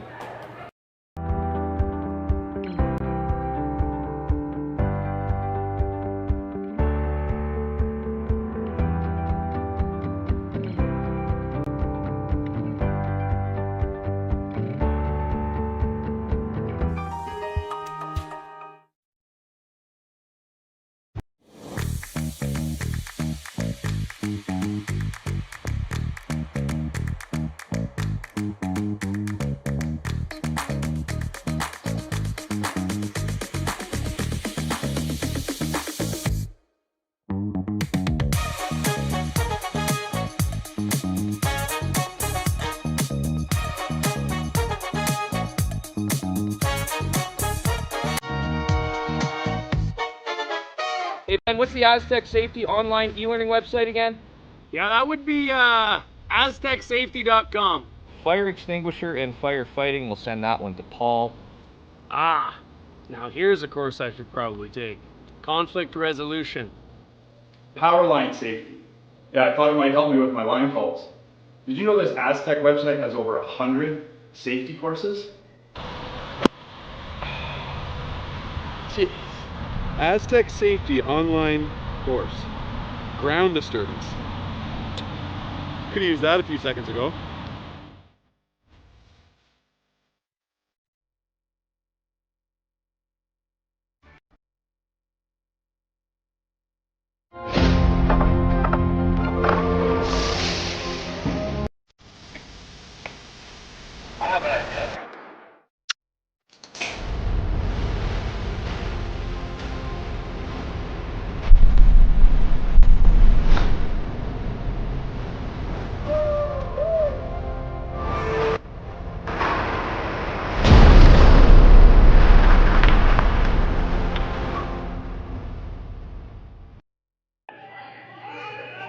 Welcome back. It's the 5th end. We're all tied up at 3 here at Swift Current. Thanks so much for joining us here on Curling Stadium for the RBC Dominion Securities Western Showdown. Dave Schmel, Sean Joyce here with you. And what's your assessment of the first half of this game, Sean? Well, it's a lot of the situations have gone in MacMillan's favor, and it's been, the first and third we saw the same thing both ends, is that Kitazawa trying to peel guards eventually ended up killing one of her own stones on the top 8 foot and then was scrambling for the rest of the end. Now it worked out for her in the first. She was able to pick up the deuce, but never got back to the spot where she had that chance in the third. Flipped a steal, and that has it's flipped the hammer. Kitazawa had hammer to start the game, and now as we start the second half tied up, it's MacMillan with the last rock advantage. And we'll see what she could do with it. It's already interesting as they start this end. And we saw this a lot when the 5 rock free guard zone started. Yet you don't see it as much anymore. The center guard thrown up, and she throws the draw to the corner right away just to try to keep the play away from the middle. And last end, it was 4 cracks at the apple to try to roll under cover? Yeah. You make any one of them, you're probably looking good for 2. Yeah, I mean that end was certainly in Kitazawa's favor. There was never going to be any risk. The middle was open early, but I think it's the difference between those first and third ends. And again, disaster shots for Kitazawa in both of those ends as they killed one of their own and then had to scramble a bit. But it worked out for her in the first. It didn't work out for her in the third, and now she's got hammer against her in a tie game as we start here in the 5th. She's got something to work with here already in the 5th end, though. That one might bite, but she's basically got 3 center guards, and that stone at the corner shot rock, MacMillan would have liked that in the back of the house because you knew that this was coming at some point in time. She's going to play the hit and roll back to the middle. If it's in the back 8 foot, back 12 foot, this shot doesn't help Kitazawa as much as that was the tradition, the way you'd play it. They throw the center guard. You want one to the corner, you want it behind the tee line. So that if they do make the hit and roll back, they're well behind the tee line. She can roll to the top 4 foot buried here.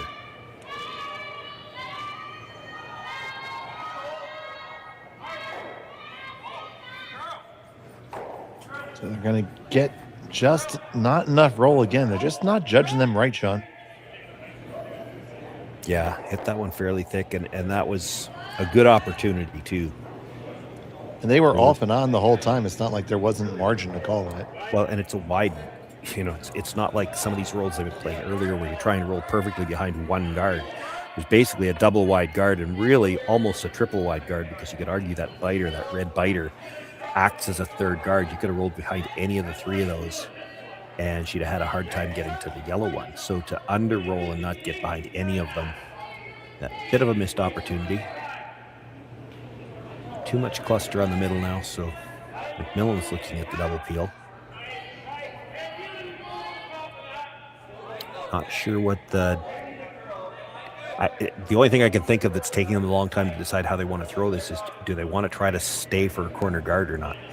And you could make a strong case right now. You double peel and roll away.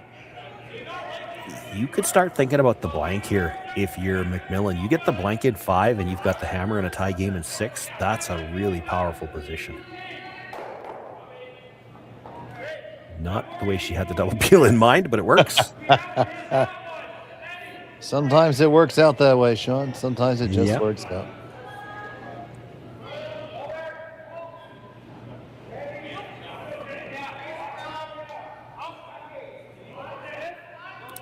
So for Kitazawa, you probably got to try and hit and stay right there. I don't think you want to roll into the rings. You roll into the rings, you probably make the double too easy. And then the blank is all but assured.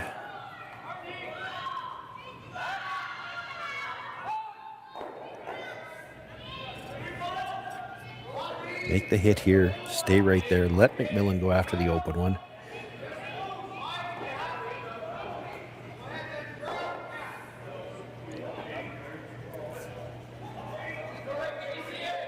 So there's a hit. MacMillan's going to have to go after that open one. Yeah, and she's not trying to roll behind the yellow here. She's trying to roll well past it. You want to get deeper in the rings and well out into the open. You're just trying to keep the play out from behind that guard. They don't have that much room to roll to the broom side, and you roll to the broom side at some point in time. Kitazawa, it might even be the next shot, she tries the long rolling behind that guard, and she'll be deep enough that it makes the run back a little tougher. Nose isn't bad.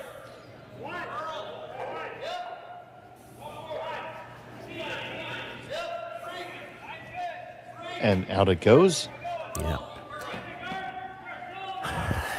Kitazawa has a decision to make here too. I'm a little surprised that she's automatically looking to roll behind here, because you roll behind and it's a pretty short double.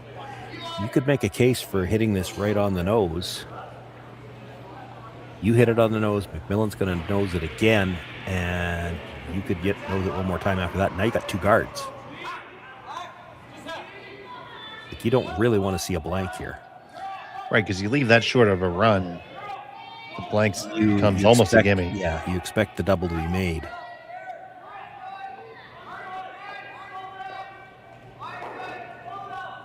Well, they didn't roll under. No, but they rolled far enough that, the nose hit's probably biting the rings here, and it's a long ways off center.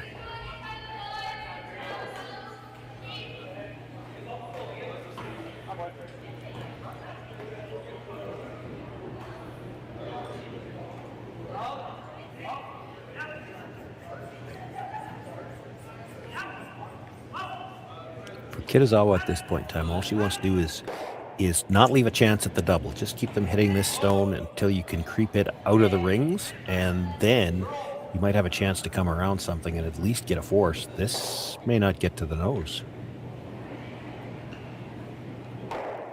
It does just. Yeah, because if that rolls to the outside and it's not biting, she's coming around.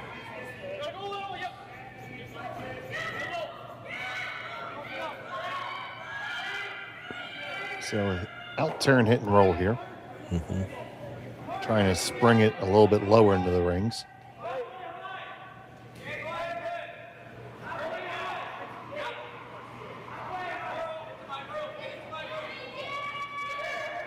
Once again, right out of Nakajima's hand.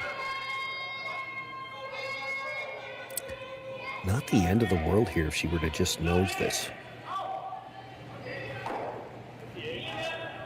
Gonna get some roll. You're in the rings. Yeah, I've almost, if you were going to roll that far, I'd have been tempted to stop the sweep and just try to roll a little bit less. You want it where she knows that she's not in the rings. So then she's got to play a little bit more aggressively for the roll. If she rolls out, you get to come around.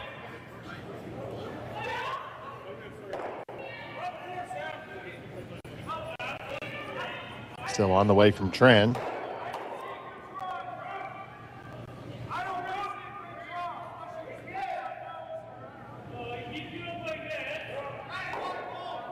And they hit it right in the nose, and they will be nibbling.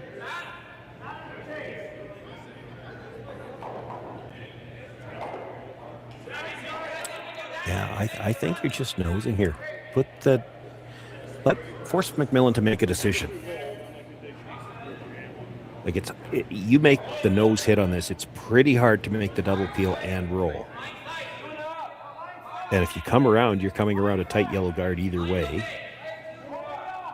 You draw to the wings, you leave her the hit and roll in.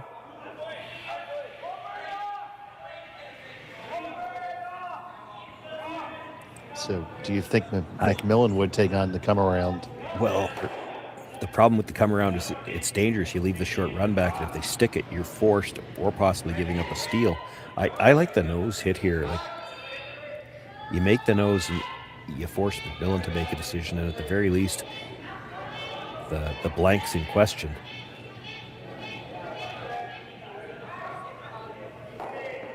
So it's pretty your good. ball, Kayla. Yeah, I think she's got to try the double peel and try to wiggle through the two of them. It rolled just enough to the outside. I mean, this is not easy, but I think that's what she's got to play. Yeah, she's talking about going up. I don't see that happening. Hit the one on, so if we look at the overhead screen, hit the one on the left, thin, try to catch the back of the one on the right, and squeeze your shooter into the rings.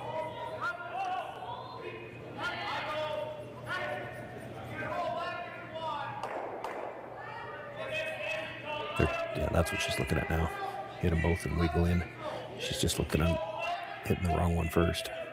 It's easier off that one, yeah. It's always easier when you're trying to wiggle through to hit the deeper one first, because you want to get the back end of the second rock.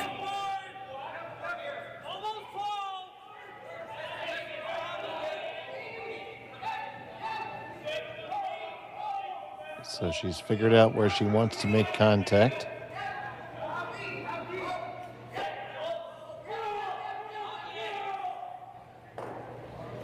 Not if that's where she. Yeah, that's better. I was going to say, not if that's where she thinks she means to. You always need to hit this. It's almost, you could say, it's thinner than you ever think it's going to be. Half a rock, she just rattles between the two of them, and stays there. Coming around. Yeah. A quarter of a rock. Quarter would be close. You're still going to hit the second one fairly thick, because keep in mind, there's not a lot of distance between them to get to the back half. So I think actually she's going to play the in-turn so she can gear down a little bit off the contact on the first one.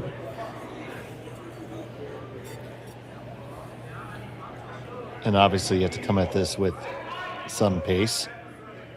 Yeah, I mean, you don't have to whip it. They're so close together. It's a question of hitting the first one right. The rocks are so lively too. And she doesn't have to get, she doesn't need to spin this into the forefoot. She just needs to get a piece of the rings.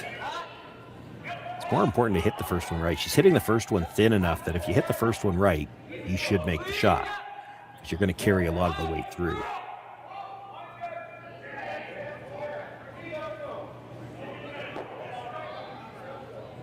So MacMillan looking to rattle the cage here. Bang, bang. Does it settle in the rings? Nope. Right on through. Had it settled, would have been the bonus, but you were going to have a chance for the blank as soon as you touched paint. You were going to have a shot for the blank, and if it keeps on skating right through, well, Kitazawa draws somewhere in the house, and you're still going to have an open hit for the blank. That was a good shot.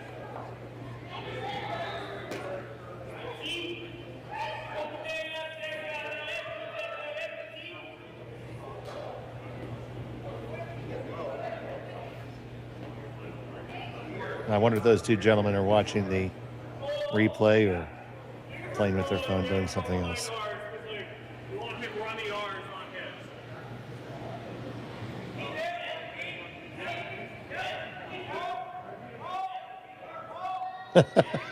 And maybe trying to text somebody and make bets. I've suggested that in the past. It's just the way the internet works when you're watching a YouTube game. If you're actually in the stadium watching, I've seen it by as much as 30 seconds delayed because everything has to hook up to the World Wide Web, and it takes a while before it gets back down to your phone. So I can remember sitting there with I was sitting, you're gonna laugh at the name, I was sitting watching with Russ Howard when his daughter Ashley was playing with Carly here in Saskatchewan, and I said, well, you've got time to text Glenn and make bets on these shots because he's not going to see it for 30 seconds yet.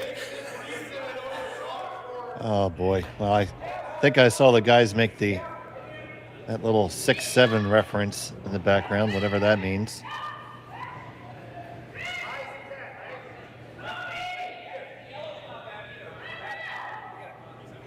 That's right, you, Mr. White Trucker Hat.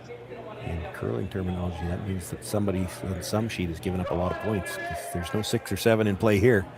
Mm-hmm. So final stun of the 5th end. Kayla MacMillan looking for the blank.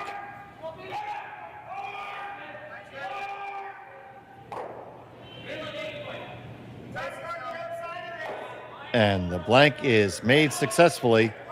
She'll retain the hammer in 6 when we come back on Curling Stadium. Brett, come on, man. I know Aztec's #1 for online safety training, but we really should be out here practicing. I know, guys. I'll be right there. Just let me finish this course on gas detection. Wait. Do you smell that?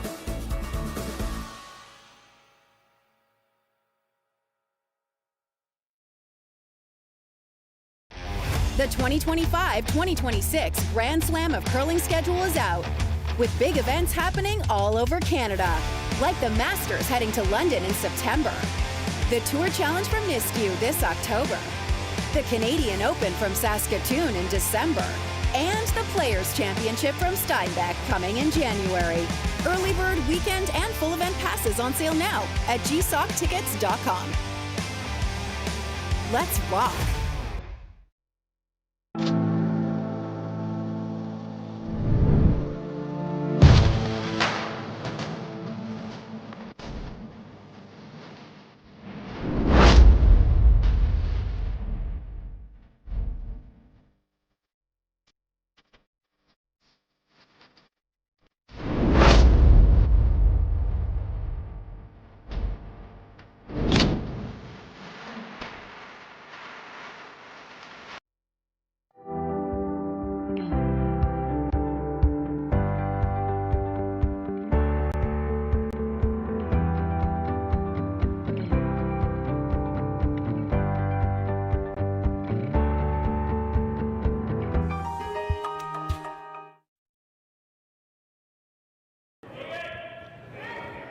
Welcome back to Swift Current, all tied up here between Kayla MacMillan and Kitazawa Ikue. It is MacMillan with the hammer here playing in end number 6. And we've seen just about all the possible end starting scenarios that you can imagine. Here we see the corner guard thrown after ignoring the center guard. And that's the difference between the 6th or the 5th and the 6th. 5th end, MacMillan played into the rings, didn't get it where they wanted, but played into the rings, hoping to get into a blank situation, which she did. Here, 6th end, even end, she's thinking about trying to score. They have played the corner guard.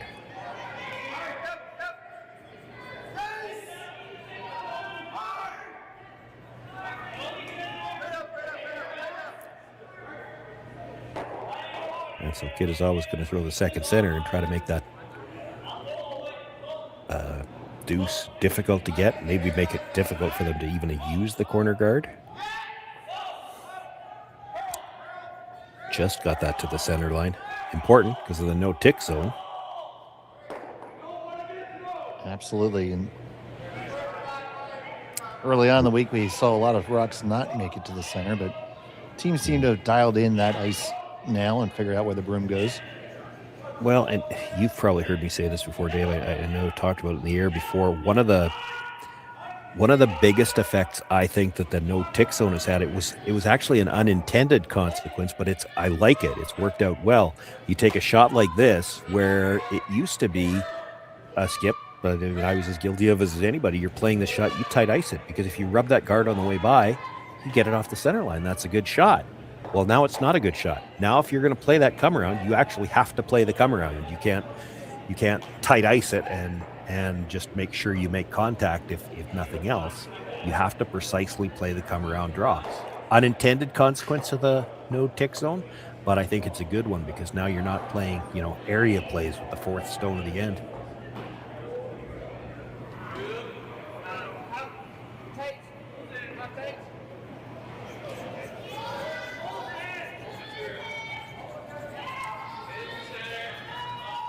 Now we should see some pressure shots for the rest of this end.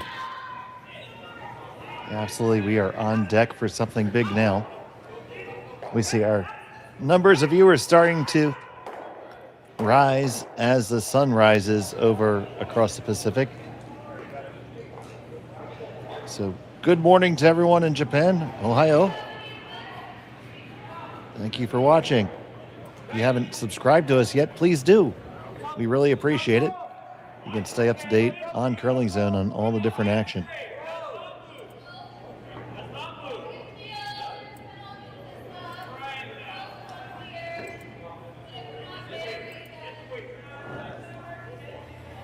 Trying to figure out what they want to do next year, Sean. Yeah. The freeze was made pretty well. You don't really want to start walking up and peeling guards. You're back to a blank. This is opposite to where we were in the last end. Kitazawa would take a blank here because then if you force 1 in 7, you're in a pretty decent position coming home. You just don't want to give up 2 here. And they're going to have a quick talk about it. I'll get you updated on the scores real quick. On the men's side of the bracket, it's Sam Moybrook with a 5-2 lead over Ryan Jakes. That game is playing the 6th end. Matthew Blandford, 4-2 over Marco Hosley, playing in end number 7. Steve Laycock, 5-3 over Jordan McDonald. That game playing in the 7th. And it's Dustin Kaltoff with a 4-2 lead over Magnus Ramsfeld. And in our other women's game, it's Tirazzoni 6-2 over Campbell.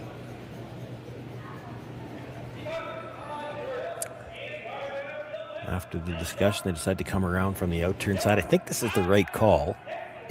I get what the reservation is. I mean, you're putting all the play down the middle early on in this end, which is not necessarily the way you wanted to play this end, but you've got a chance to sit 2. Gotta get around the guard. Oh, just did, but is it too much weight? Yeah, they maybe needed to communicate that better. If you knew it was that heavy, you might have been better off to rub the guard and end up on the corner somewhere. Your end could get taken away with one good freeze here.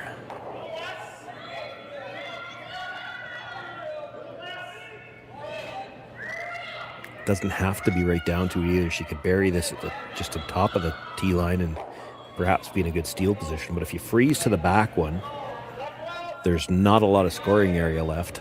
And the 2 for the time being is, the danger has been reduced.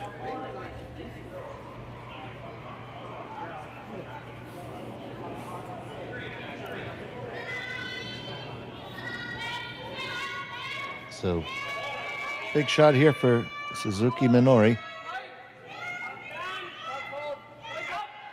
I'm not sure she's get by. I think they can hold it, Sean. I do, and they did not. I was trying to have the power of positivity there.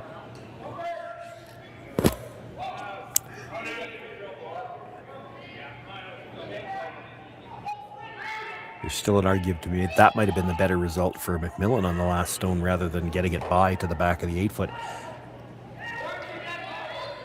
even where that stone is, and that's why MacMillan's looking at hitting it. It's a dangerous rock to leave there. You try to come around again, and Kitazawa could play some kind of a chisel off that and get her stone into a position where you'll never get at it again.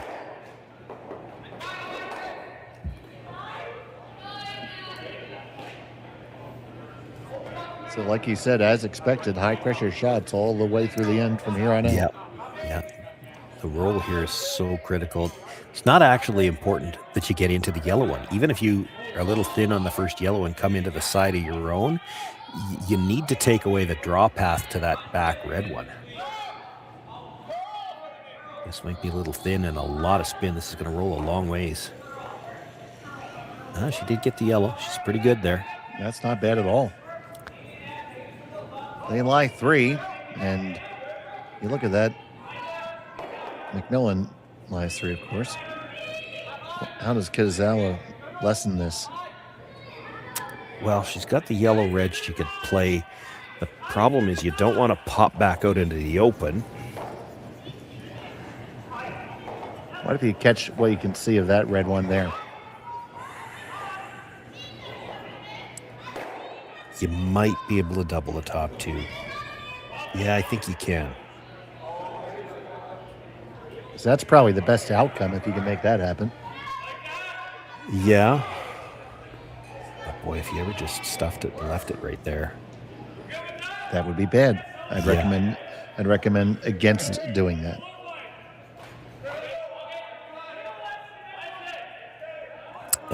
I don't hate this.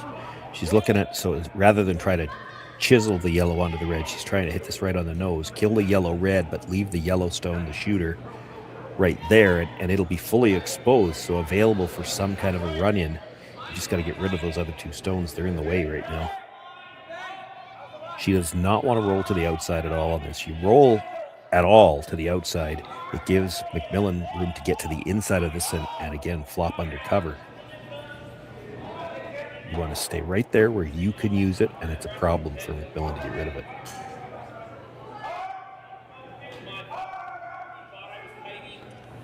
So Nakajima.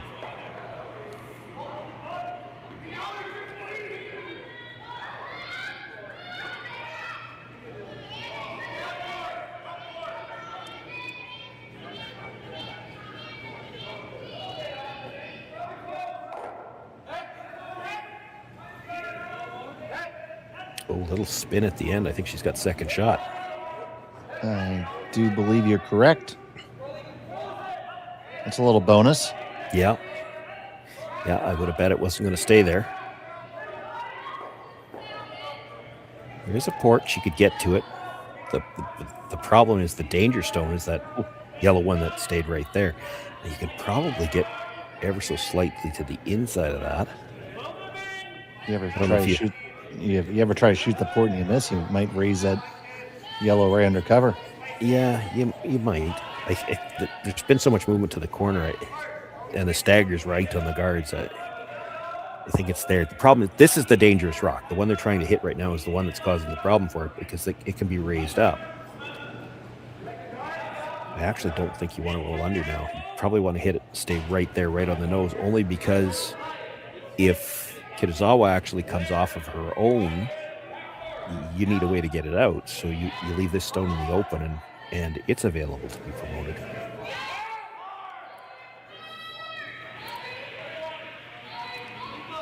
Boy, if you chisel it onto the yellow, it's liable to come to the back one. No, she's got the nose. She's good. Yep, dead on the nose. MacMillan shot stone. Second for Kitazawa.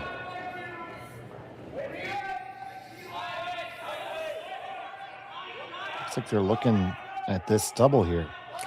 Yeah, I got to think if she's playing the double, she's playing it quiet. You want to hit this just off the nose because you've got to leave your shooter in front of that yellow on the side of the 8-foot. You can't roll out here.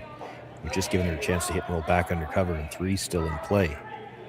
But you can hit this just off the nose, make the double of the stone at the back of the 4-foot, and guard your own stone on the corner, which is actually, it would be shot rock after you make the double.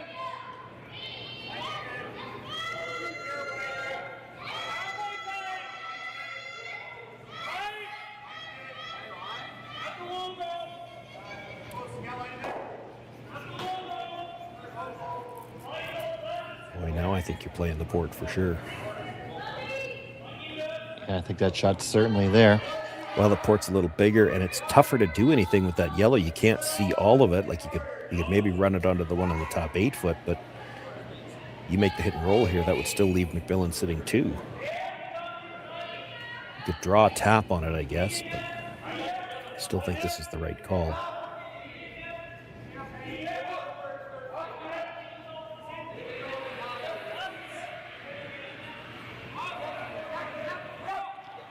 So Brittany Tran trying to shoot this port.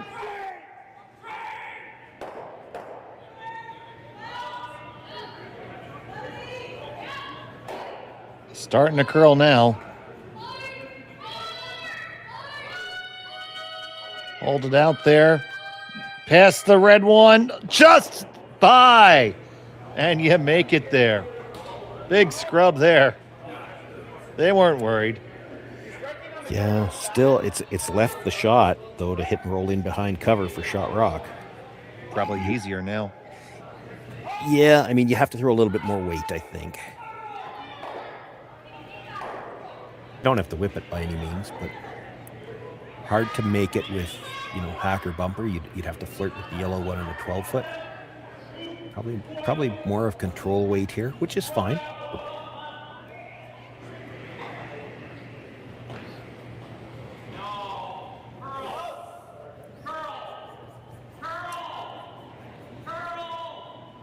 Actually, probably want to roll over behind the red if you could. If you roll just behind the yellow, you can probably see enough of that red to chisel it onto the one you're about to throw.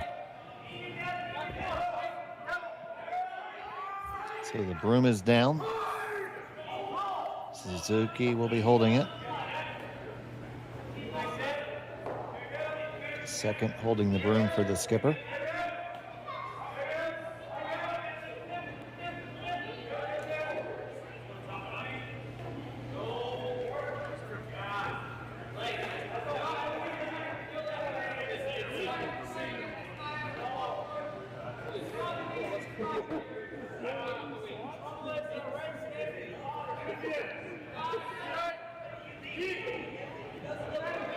First to 2 for Kitazawa.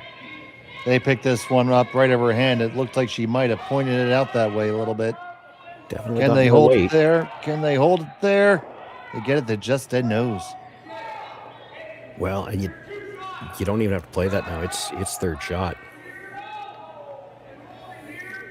Just looked like it was right on the release, just a little turn.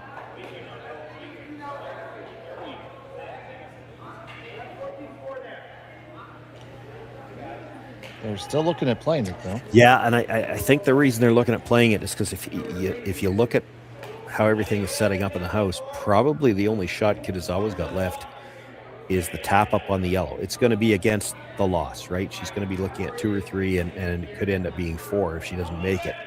But what other shot does she have to get out of trouble other than to tap that stone up in the 12 foot? Well, if you hit and roll up underneath that stone in the 12 foot, she doesn't have it. She can't make that tap.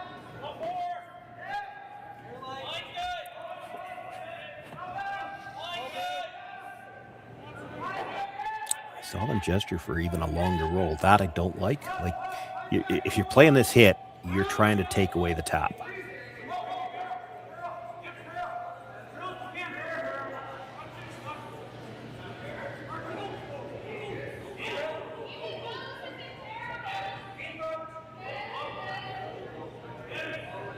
All right.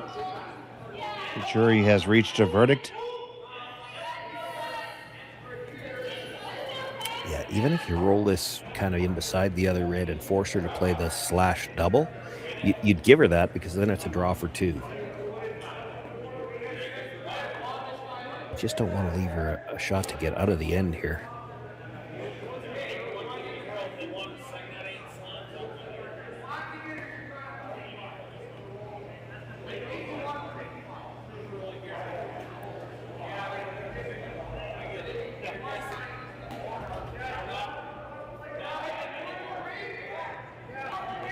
So Kayla MacMillan trying to set up a big end. Trying to walk it over.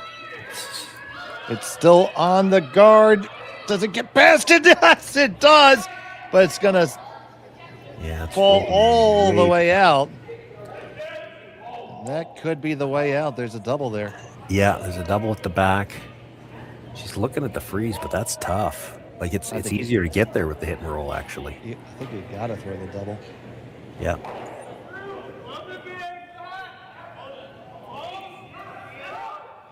That one just never curled over far enough.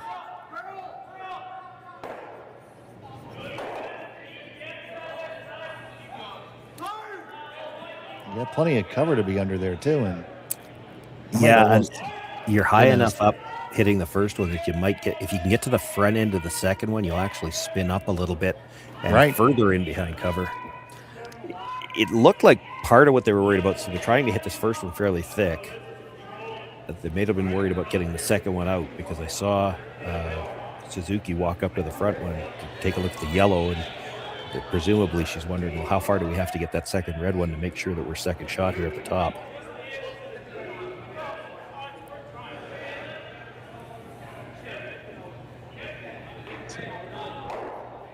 Game-changing shot right here. I was thinking the same. That looked like a lot of ice, so she's tightened it up. She's got to hit the first one fairly thick. She's playing the in-turn, so she gears into it, carry a little momentum over there. Lots of rotation. This is going to gear hard. Does it curl up far enough? Hit the one, bounce over, make the second one, stick right there. Nice shot by Kitazawa. Let's put a quarter in the machine and say it again. Would have liked to have hit it just a hair thicker. There's a sliver sticking out, and she only needs to move it a few inches. You could see about halfway they decide this has got to curl. And as it is, where she hits it, under half, just a sliver under half, and she goes dead into the second one. If she could have hit the first one a little thicker, she comes to the front half of the second one, and she would have spun up and in behind. As it is, this is still there for two. It's basically a heavy draw. We saw MacMillan play a shot, not in this area, but the same type of shot in the second end, where she just played to move a rock at the back a couple of inches.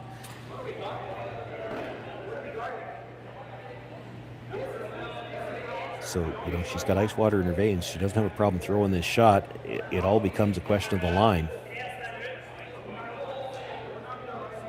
I have iced tea in my veins.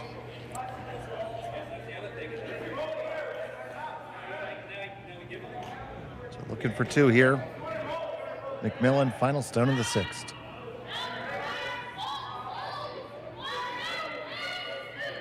Delicate shot, got to make it just right to manage the weight and the line. Holding it straight, getting close to the guard. You're by it now. Now carve it over, move it far enough. Will it stay? Which rock's going to travel further? Which one goes further?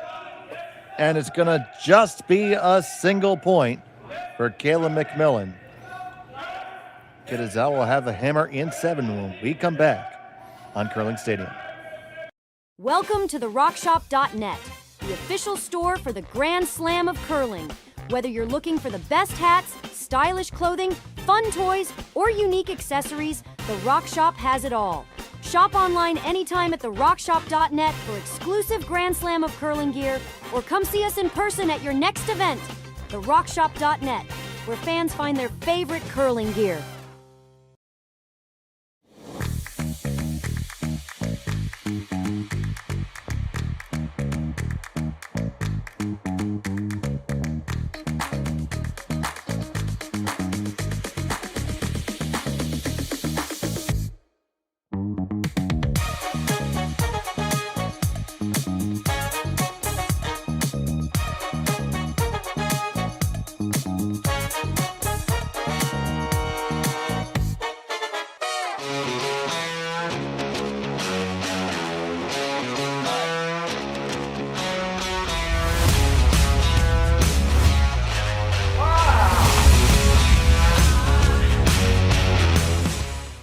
Developed over a decade in collaboration with the finest ice makers this side of the Atlantic, the The Pebblehead PB5 is nothing short of a triumph of sophistication and craftsmanship.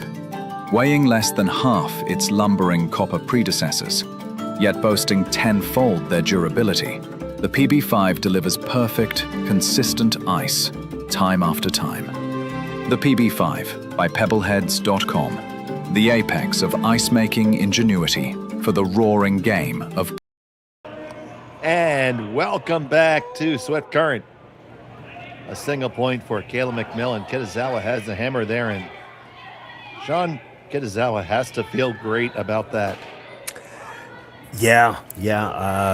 It was looking like a deuce. She made a good double with her last one, actually, and she spun up with it. She might have been able to even pick up a steal there, but made a difficult shot for Kayla MacMillan. I thought she would have thrown just a little bit less weight. She didn't need to move that rock very far as long as she stayed herself, and a little bit less weight would have given her more chance to finish after she got by her own stone at the top of the 8-foot. But she does pick up her single. She's got the lead here as they play in 7. And these 1-point leads, as the hammer goes back and forth as you play late, it's always fun to watch the cat and mouse. We saw MacMillan throw to the corner. We saw her in the 5th end, I think it was, throw the rock into the rings. Here, Kitazawa was coming around the center. Didn't get it buried, but she played the come around. We don't get to see these teams enough to know what their particular preference is, and I think it comes down to ice. You'll hear teams talk about, what is your preference? Would you rather be 1 down coming home with last rock, or 1 up without? And I think the stats show you're still better off to be ahead, but I take the argument that it depends on the ice surface. And on this surface, it might be better. And there's your friend, Dave.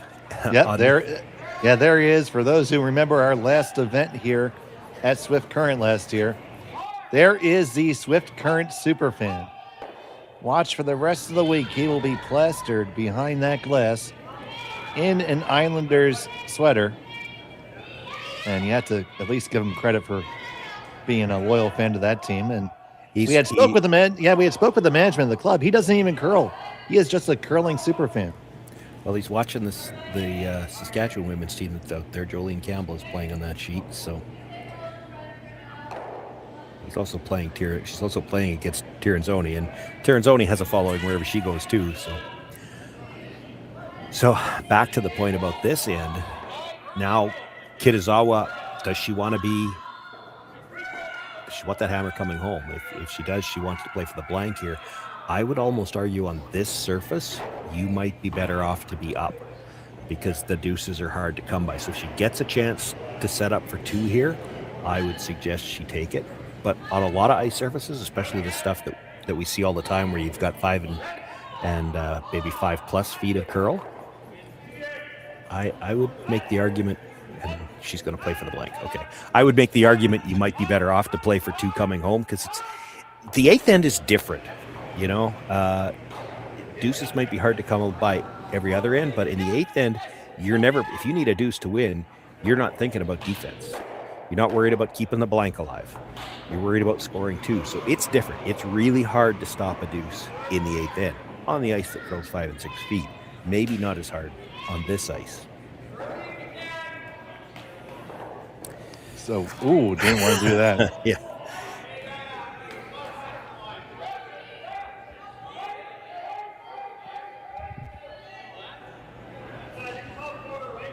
So much for the prognosticating. Well, one missed peel, and now it's back the other way now. Yeah, it's you can take a look at it from the other side. For MacMillan, she'd love to see a single point go on the board. She doesn't care who scores it. So the fact that there aren't very many rocks in play right now actually works to her advantage. It's either a blank or a single, and a single is good for her either way. So they're drawn around this guard, and they're going to come into the rings.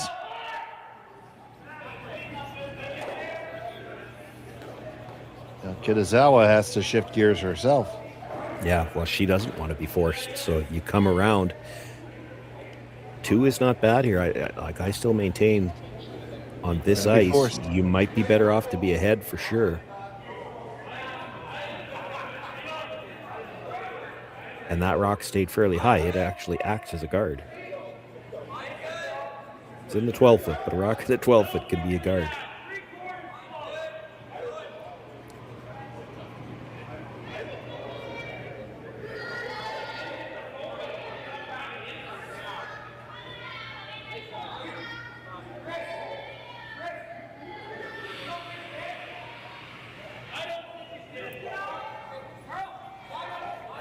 So gets around the first one. They're bringing this for weight right now as much as anything. She had plenty of room coming by. Yeah, just not enough steam.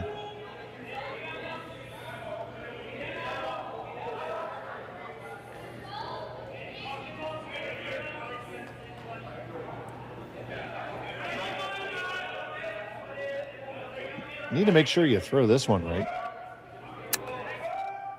Well, you could say that on every shot, but she needs to hit this right on the nose or roll big. What you don't want to do is roll Right. a rock good, because then she makes the double and stays behind cover. You hit it right on the nose and you actually make the come around real tough. This is over curling. It did overcurl. Might not even kill it. It does not. There's no weight on that either. I So don't know if she would have killed it if she hit it on the nose. So the plot moistens.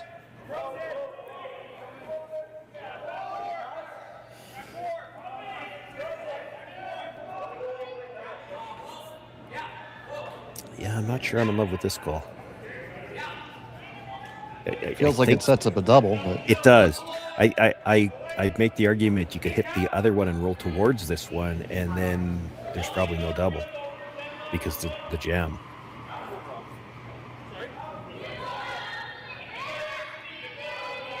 I get that she wants to hit something because you'd like to get back to a possibility of a blank if you don't get your 2.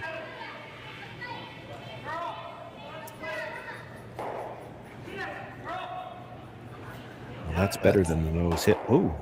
Oh, that corkscrew back. Yeah, Probably she's didn't hurt still him that much. Yeah, still okay, I think. It was a very nice roll.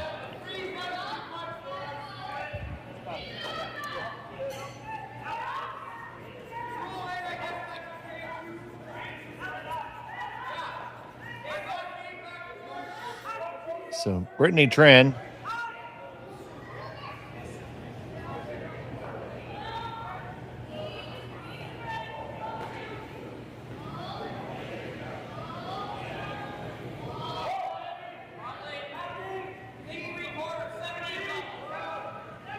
this looks like it's just going to be pretty much nose and roll a little bit. Not the worst place for a roll, but Yeah, it definitely rolled the wrong way. I mean, there's a double on the reds, and then you're back to, if you're Kitazawa, you're getting either a deuce or a blank out of this.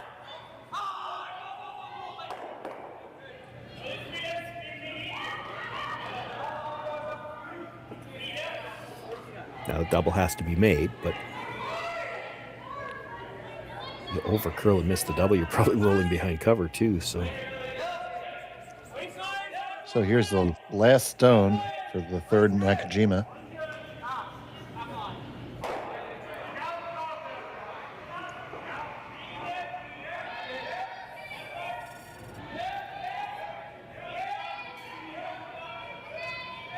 Trying to carve this over.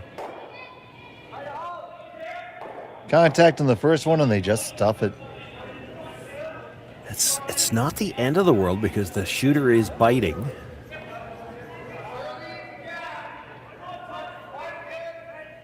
MacMillan, when she goes after this, she almost needs to roll open far enough to leave the 2 reds even. You don't ever want to leave a chance at a double now, and then you have to expect. Well, or do you? I was going to say you have to expect Kitazawa to come around, but she could play the straight back yellow onto the red, try to stuff it in behind cover. The center line guard is so high, I don't think she has to worry too much about the steal right now. It's what can she do to set up the deuce. So Kayla goes through her pre-shot routine. Cleans the stone. Off with the glove. I think you want a broom side roll right to where the broom is, actually. And we have one of the other Japanese teams watching here.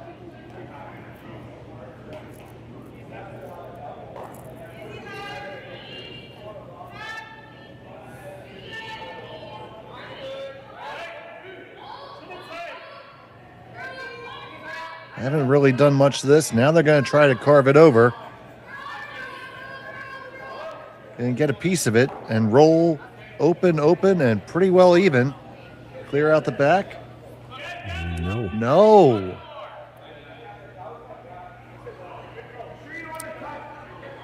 Oh, dear Lord, that's a long way. It is, and it's flat. But, I mean, even if you roll right where she's circling the ice now, if you roll past the guard over where she has to make a play on it, there's a chance she's leaving you a double. Critical to roll past the guard here. Right.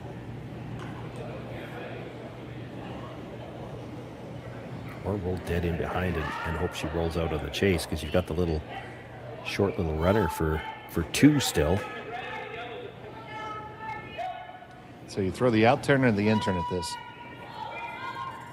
Well, I would throw the out turn at it. You want to roll as flat as you can. She's opted for the in turn on a few of these types of shots just to get the extra kick from the gear. But again, I don't think you're ever getting the second one out. It's tough. It's really flat.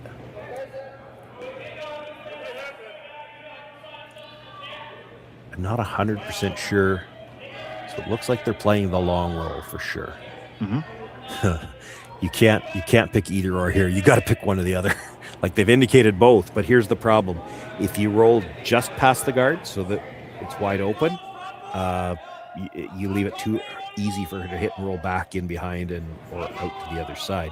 You want to get close to that second round. Rolling past the guard, you want to get over there far enough that she runs the risk of leaving the double. Or you're rolling behind the guard. There's 2 feet difference between those rolls. It's not either or. It's got to be one or the other. She's playing the quieter one, so it's probably looking to roll to the center.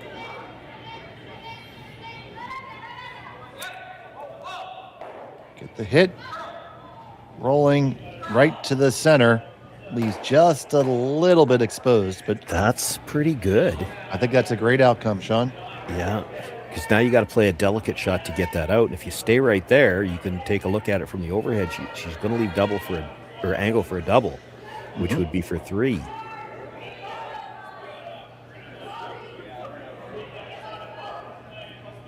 So like a game of cat and mouse. Ideally, you need to get this all the way under, and that's going to be tough. So the trap is set. Got the peanut butter on it.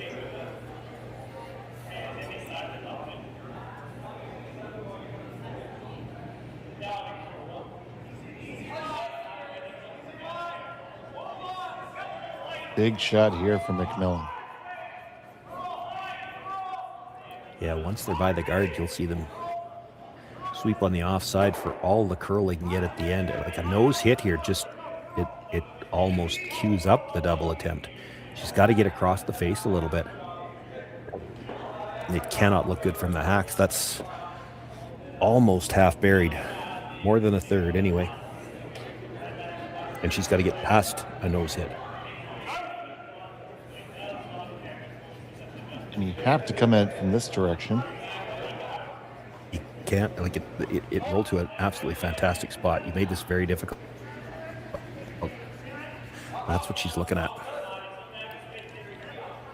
Like tough to make that shot good enough not to give her a shot for 3. So then what do you do? Now, that's a good question. If you don't like that shot, what's your option?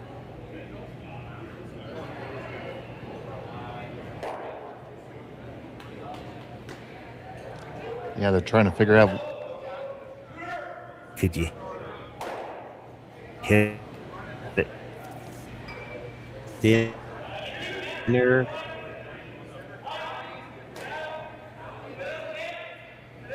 Could you hit it thinner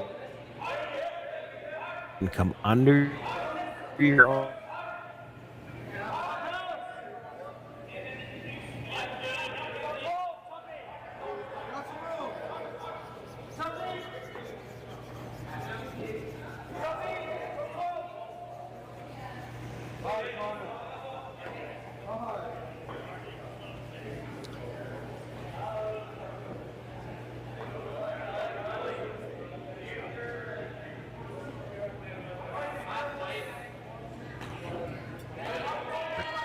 So MacMillan settling in.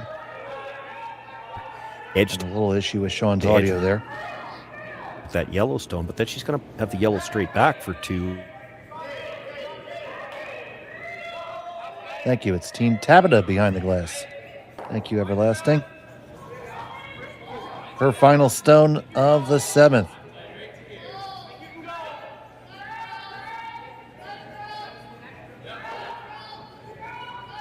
This one's coming up. Gonna clip it, roll on over. So is that good enough, Sean, if you're still there? I think it is. I don't know if you can hear me or not. I can hear you. Yeah, you're okay. You're blipping a little bit. We'll reboot you in between ends. Yeah. I think it ended up in just a good enough spot because So it's gonna be a draw for 1 here. Yeah, there's a shot for 2, but it's really risky. Like, she'd have to run the yellow slightly across the face of the one at the top of the 8-foot, clip the second one. Now her shooter would roll in. That's where she'd get the second point. But there's a lot of angles there, and if only one of them goes wrong, it's a steal.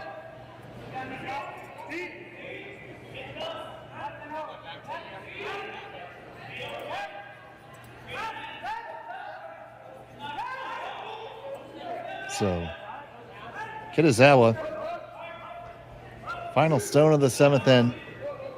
Draw for 1 to tie.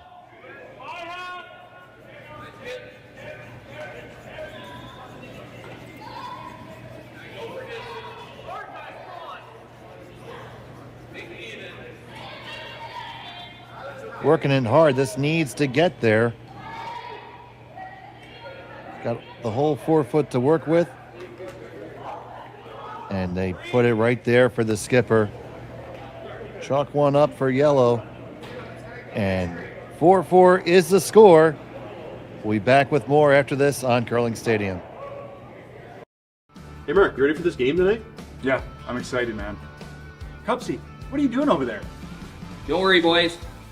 Was just on AztecSafety.com, took a fire extinguisher safety course. Paul, I'm putting out the fires from now on. Woo!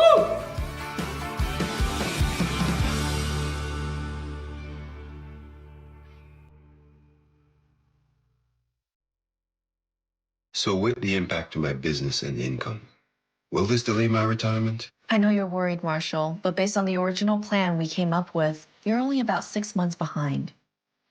I thought it would be years, not months. You should feel good. Remember, you've got a plan. Thanks. With change comes questions. See the impact of your money decisions before you make them with RBC Wealth Plan. Welcome to the RockShop.net, the official store for the Grand Slam of curling. Whether you're looking for the best hats, stylish clothing, fun toys, or unique accessories, the Rock Shop has it all. Shop online anytime at the RockShop.net for exclusive Grand Slam of curling gear, or come see us in person at your next event. The RockShop.net, where fans find their favorite curling gear.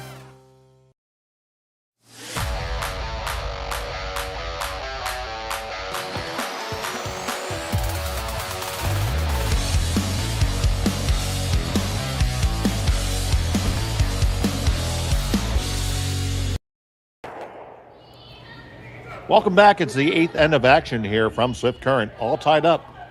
Kayla MacMillan has the hammer in end number 8. Need this to stop while it's still in the no-tick zone. And didn't. Now, this is one of the things about the no-tick zone. Because of the no-tick zone, this shot doesn't get played as often. Because it doesn't get played as often, it's not made as often. They're not as practiced at it, and yeah, exactly, it doesn't get made as often. So, actually, earlier in the Tabata game, greetings from Poland, watching with your cat. That's wonderful. The Wood Curling Club in Poland. But yeah, that's a time in Tabata's game where they pushed the guard all the way through, almost into the coffin corner, and then want to kill the one in the back so it couldn't be frozen to, and end up ticketing into the back 12. And there's exactly what we were just talking about. Not far off being made, but they haven't probably played that shot a lot in the last couple of years and taps it too far. Now you want to split center.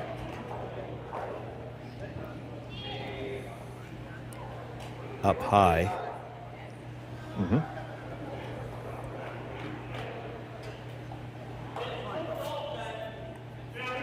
And you'll have a nice little wing to work with. Yeah. The tick might still be a possibility, but it's tougher.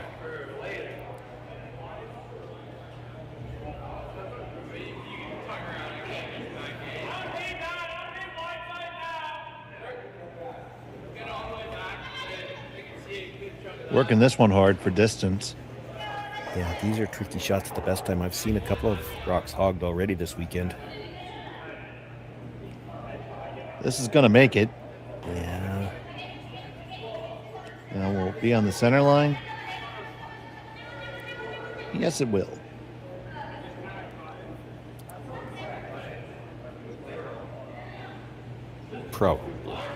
Probably, yeah. It's one where you'd probably see that in an officiated competition, they do have a measuring device to determine if it's on the center line or not, and you'd probably have to bring it out for that one. I don't think it matters. She's going to look to come around because you know there's already going to be one guard for sure, so you might want to beat them in.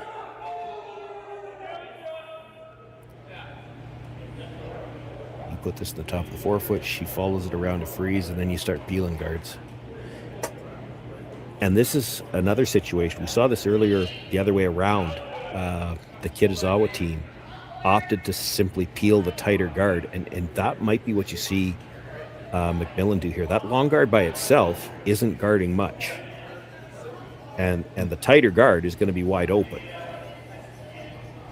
You saw the scoreboard there. It tells the story. A pair of deuces to open the game, and then just single points. Stolen or otherwise. I think if you're Kitazawa, you've got to come around from the out-turn side. You want to get buried behind the tight yellow guard. She's going to peel it. Yeah, I don't like this call. A quick look at the scores. Sam Moybrook is up 5-4 on Ryan Jakes. Landford 5-3 over Hosley. Laycock 7-4 victory over Jordan McDonald, and Kaltoff 5-3 lead over Ramsville.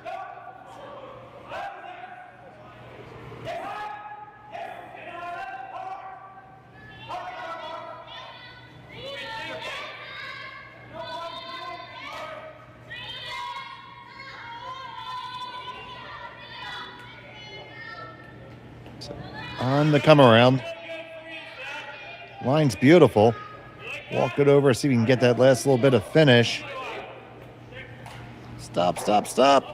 It's fine to be deep. You have to make sure that it's buried. You know they're going to peel a guard.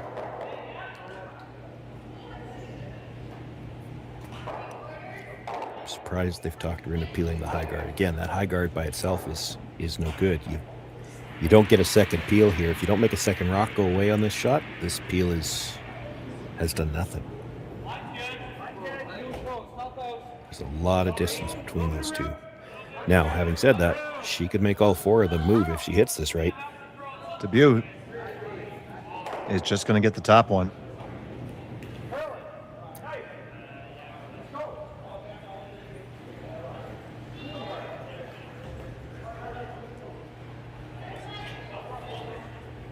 So, here comes the guard.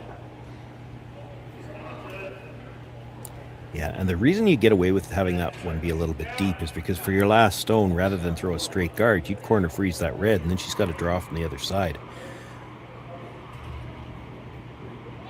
and still hit a piece of the button. But a lot of rocks to come between now and then. You got to worry about. This one has to make it over first. True. Working hard. Kitazawa is going to give it that extra 3%. And it is over. Perfect. I still don't think I'm hitting that one. Curious question. If it were to corkscrew back onto the hog line, does it count as being hogged? If it stops on the hog line, it's hogged. That's what I would think too. But I've never seen one corkscrew. No matter how much they corkscrew, I've never seen one just corkscrew backwards. that one is, almost caught one on the way by, but did not. I'm still a little surprised she's playing that one. If she doubles the two that are, the yellow tighter to the rings and the red out of the top of the 8-foot, how does she guard a rock in the back of the 4-foot for the whole end when this long guard is going to be off the center line too? Now, again, this has to be made 1, 2, probably 3 more times perfectly. If she ever gets them a little tighter together, the double peel becomes a little bit more plausible.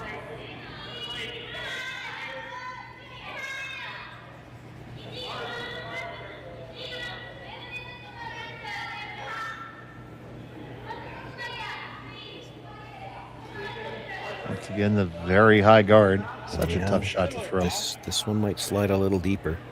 It did.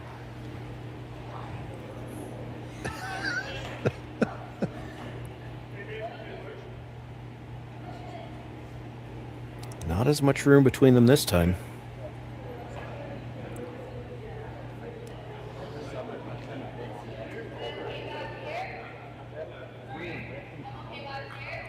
So taking another crack at it. This time it's going to be Brittany Tran.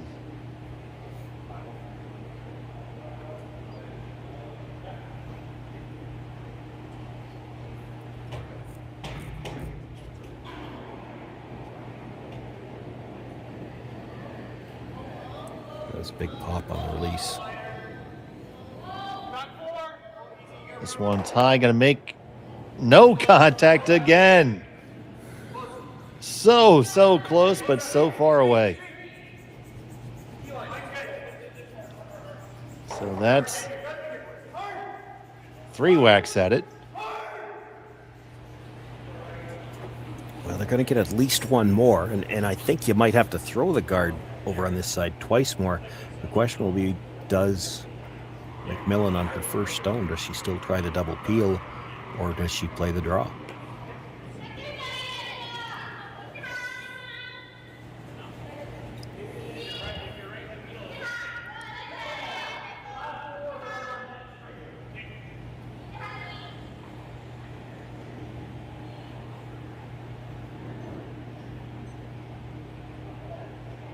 Tighter still. It's getting where it's hard to not touch the second one now. Yeah. Like it would be hard to hit this thin enough to completely miss the second one. You could absolutely nut it. That would be just a disaster.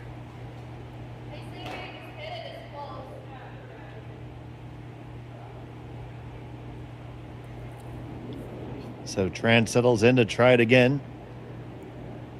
Little lower degree of difficulty this time.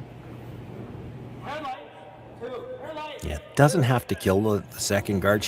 If she could get it a foot off the center line, it changes everything. She gets to the nose, she misses the second one and picks the red out. And that's just what happened. Yeah, that falls under disaster. Yeah, that's way worse because that stone behind the 4-foot or behind the button. Now she can make a better one. Oh boy, oh boy, oh boy.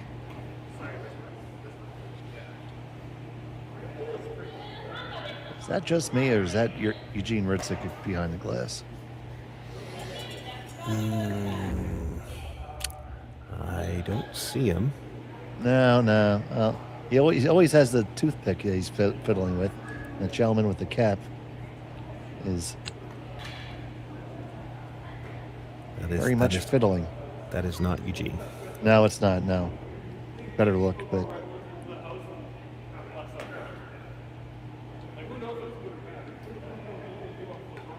the toothpick fiddling got me. I saw a picture of him in the Briar years and years ago, and in some game, and he had the toothpick going. So, big shot here. Kitazawa with her first. Yeah, it looked heavy from the start to me, but they had to go a little bit to make sure they got by. Needs to simmer down. MacMillan's got a draw now. Doesn't have a choice anymore. So the draw's the call. The broom is down. You want to be, just in the 4 foot? Yeah. You could make an argument for playing it on the other side, too. They might have wanted to talk about this just a bit. You bury it on this side absolutely dead perfect. She's going to play the double run on the yellows, and then how do you get in? Whereas if you play the out turn, even if you're only half around, if she makes the in turn draw, you've got your own to tap up. I mean, either way, you make a good draw here. You force Kitazawa to make something, but if she does, I don't know what you're going to have left.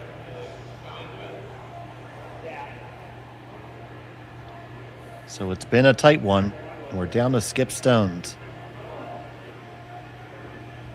Kayla MacMillan with her first. Needs to come around everything and draw the full 4.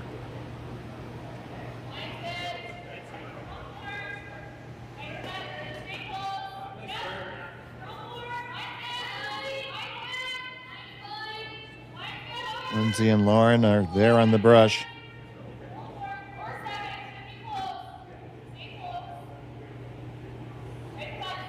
This one might be just a hair heavy. Not too bad. I'm seeing nose hit on the yellow, and I think that's what... who's that out front? Nakajima. Yeah, I think that's what she's looking at. Nose hit on the yellow. It's yellow onto red. I'm not loving this draw. It's there, but just, and then it's a short little tap up for MacMillan playing the exact same shot she just threw, assuming you can get enough button to be shot rock.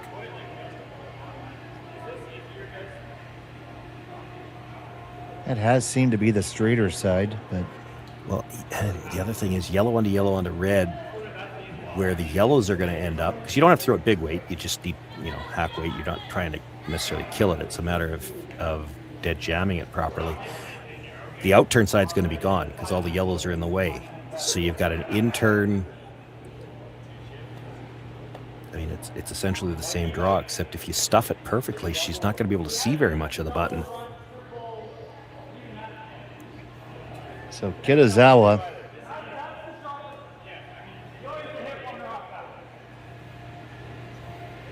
This just seems like a really tough shot to leave a pretty easy one. She taking on the out turn draw. Needs half the rock on the button.